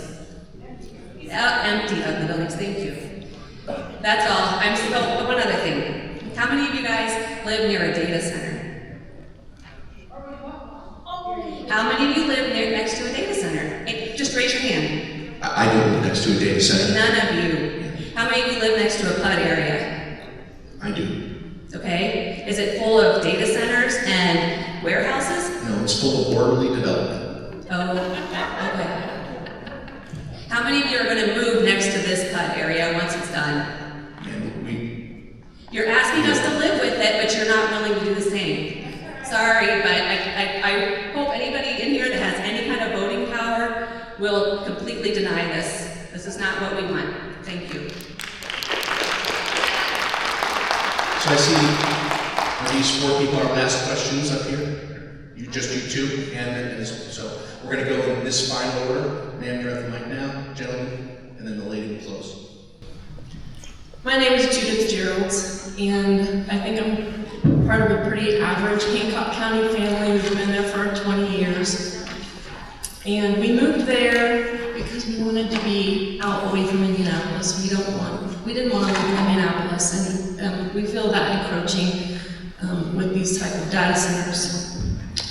So I just wanted to share that. And also, I know I'm kind of reiterating, and I'm sorry, but as an average Hancock County family of 2 kids, a house, we commute to work, I'm really not seeing the benefits. I know you guys have shared benefits over and over, but as residents, I don't feel like those actually apply to us. These 50 jobs-ish, these people, you've already said, will probably come in because they are engineering jobs.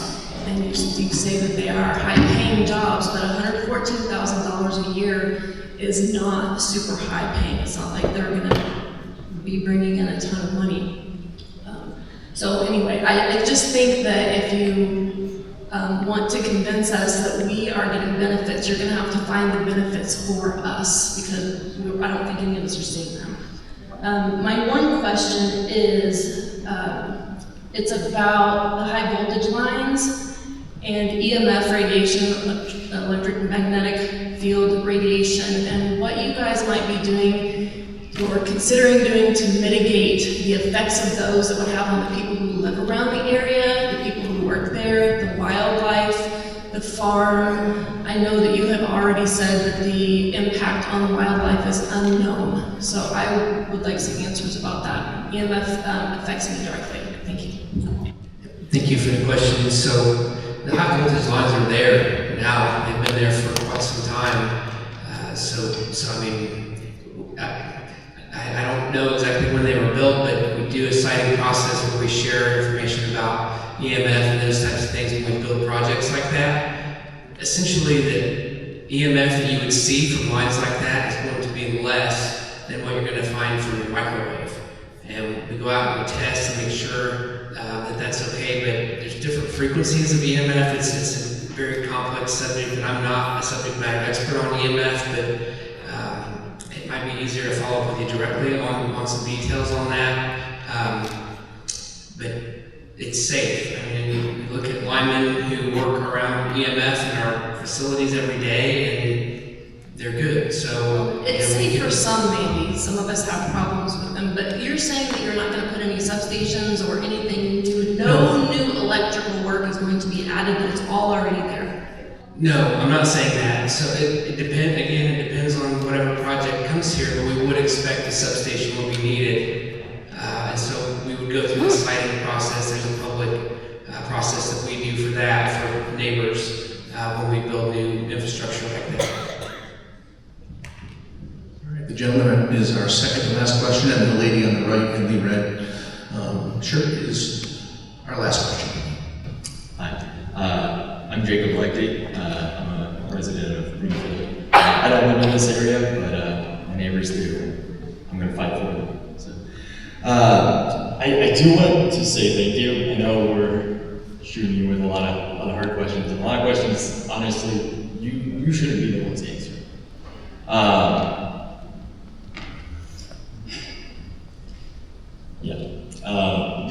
A lot of these issues should have been brought up before now with our representatives. They weren't. But I still don't feel too comfortable with this project, mostly because there is a lot of things up in the air, right? A lot of things that we don't know. So my question is, if we don't have people already or companies lined up for this area, what's the game plan? What does it look like in recruiting different companies? The Hancock County Economic Development Corporation is responsible for trying to find users for a site such as this, and also the owners of the property would try to find companies that would be located here, which is obviously already underway. Thank you for your question. We'll go on the right, and this young lady has stepped up to ask the last question. So, ma'am, if you could limit your question, we'd appreciate it. Thank you. Hi, my name is Emily. I live on 900 North, so 3 blocks north and a little to the east. And I'm very nervous, even though I passed speech class in this building decades ago. I am not a public speaker. So my question is we kind of talked a little bit about the water. Actually, we talked a lot about the water, but when the water leaves, you've kind of mentioned it's been treated or it's not been treated. How much of it that leaves what percentage of it is potable again?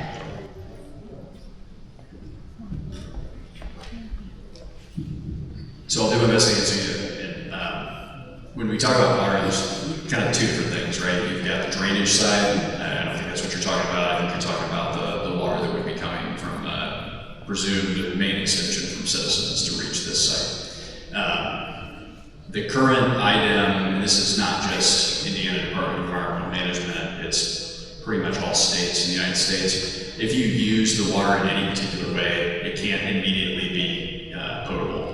Even if it's used in what we call non-contact cooling water, which means that there's no additives, there's nothing really truly done to the water to change it. It might evaporate some of the water, so the concentration of what's in the water in the first place, which meets EPA standards, may get more concentrated. But the rules at the state and federal level say you can't, it's not potable anymore. And you also can't, as the regulations say today, you can't immediately discharge that to a detention pond to go into a creek.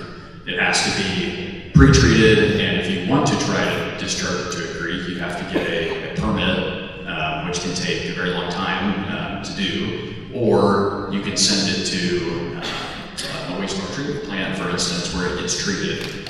So there's a lot of different options, but to answer you directly, it can't immediately be used for drinkable water after it's used for any purpose. So whether that's a manufacturing use, a data center use, any kind of use, once it's touched and used in any way, it needs to be treated before it can come and be potable again. So maybe Aqua Indiana could answer what happens to the water? So going back into the process, we've talked, whatever use may come into this site, we don't know those parameters right now. There will be some type of pre-treatment before they discharge that water and send it to our wastewater plant. As we go through our wastewater water recovery system, we go through, we do our basic treatment, then clarifying, disinfection, and then through what Brian just said, our NPDES permit, we discharge into Buck Creek. Once that water, that's where we are regulated by the state to parameters that, loadings that have been pre-given to us, that limits that we have to meet. That's where the end of the water, and it goes back into where the fish are living in the stream, right out of our alcohol. And where is this treatment plant? That you would use, if this came to fruition, where would this treatment plant? As we said at the beginning, we are on the Indianapolis airport property. Okay. Okay. I have kind of one other question. I might have gone to school here, grew up here, moved away, but I did move back about 4 years ago, and I actually started a farm. But I don't measure in square acres, I measure in square feet. But my spouse is executive team for a large corporation, so I kind of also know how that works. So I want to know what percentage of the surge development, who's doing all of this, what percentage of the executive team lives in Hancock County? None. None? What, and then of the 50 jobs, like we live in 900 North, but he drives to Richmond every day. His boss actually lives in Connecticut and flies. So what of the 50 jobs do you actually think would stay here and live in Hancock County versus living in Geist or Fishers, especially if they're high paying? I love Hancock County. I moved back here, but let's be honest. So what percentage of those people would actually have their income stay in the county? We can't speak to an exact percentage at this time, but that is something that will be studied in the future when a user seeks to site their facility within the PUD boundaries. Thank you. Okay, we're I coming. think he had a comment. Yep. So as the county's economic developer and the one of us up here that lives here, I want to take that one on. So you heard me earlier talk about that Hancock County was the fastest growing county a couple of years ago, second fastest last year. I had to present on this recently in 2024 between Hancock County government, the city of Greenfield, and all the towns. There were issued 954 single-family building permits. People are moving here. As the economic development director, my goal is that if these kinds of projects happen, and if there are 50 well-paying jobs, we find places for these people to live. We want those people in our community. We want them sending our kids to, okay, I've seen Greenfield Central, although I'm in Mount Vernon tonight.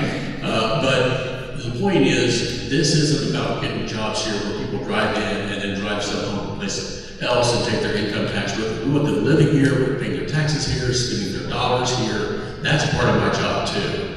And that's just one more arrow in the quiver. Okay. I mean, there are people who live here. Okay. Wonderful. And this is the last question or comment for the evening. Yay me. I'm Amanda Galbraith. I live in Greenfield proper. And I just have more of a comment for your group. I know that really this is to receive feedback before you go to the Plan Commission in a few weeks. And so something that has struck me repeatedly is the reference to that comprehensive plan, which was started 3-ish years ago. And for those who may be new to the political endeavorings, we've talked about the commissioners and we've talked about those folks who decide on these tax dollars. We've changed out a lot of the people who were in those voting rolls since this plan was established. And I'm not sure that hammering us on this was in the plan, this is in the plan, we turned over the people who voted for that plan. 2 commissioners. So 2 of the 3, which I think is the majority. So Huber and Jessup were a part of that original group of commissioners who were on it, and we've turned that over to McDaniel and Janine. It's a point of reference. We'll take that. I think that that's something to think about. Approved in January of 2023. Gary McDaniel voted on that, not Mark Huber. He had left office. The planning, the work that went into it was before McDaniel took office. That's my point. It's a food for thought. You're hammering on it's in the plan, but we've turned over the people who put together that plan. And I think that that's a point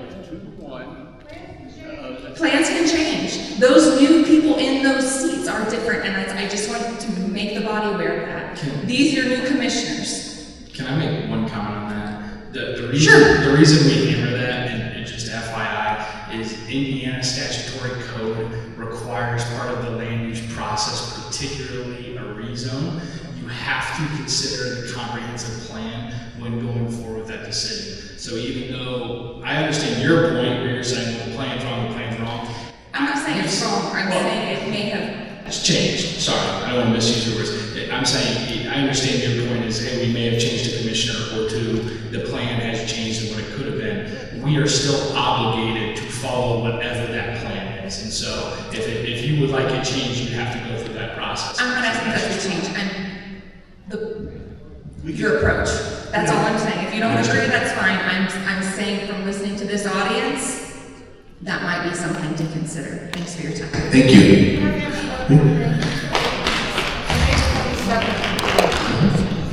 We know more of the particulars of what you gathered from this and you go in and say, we're going to allow this, and this.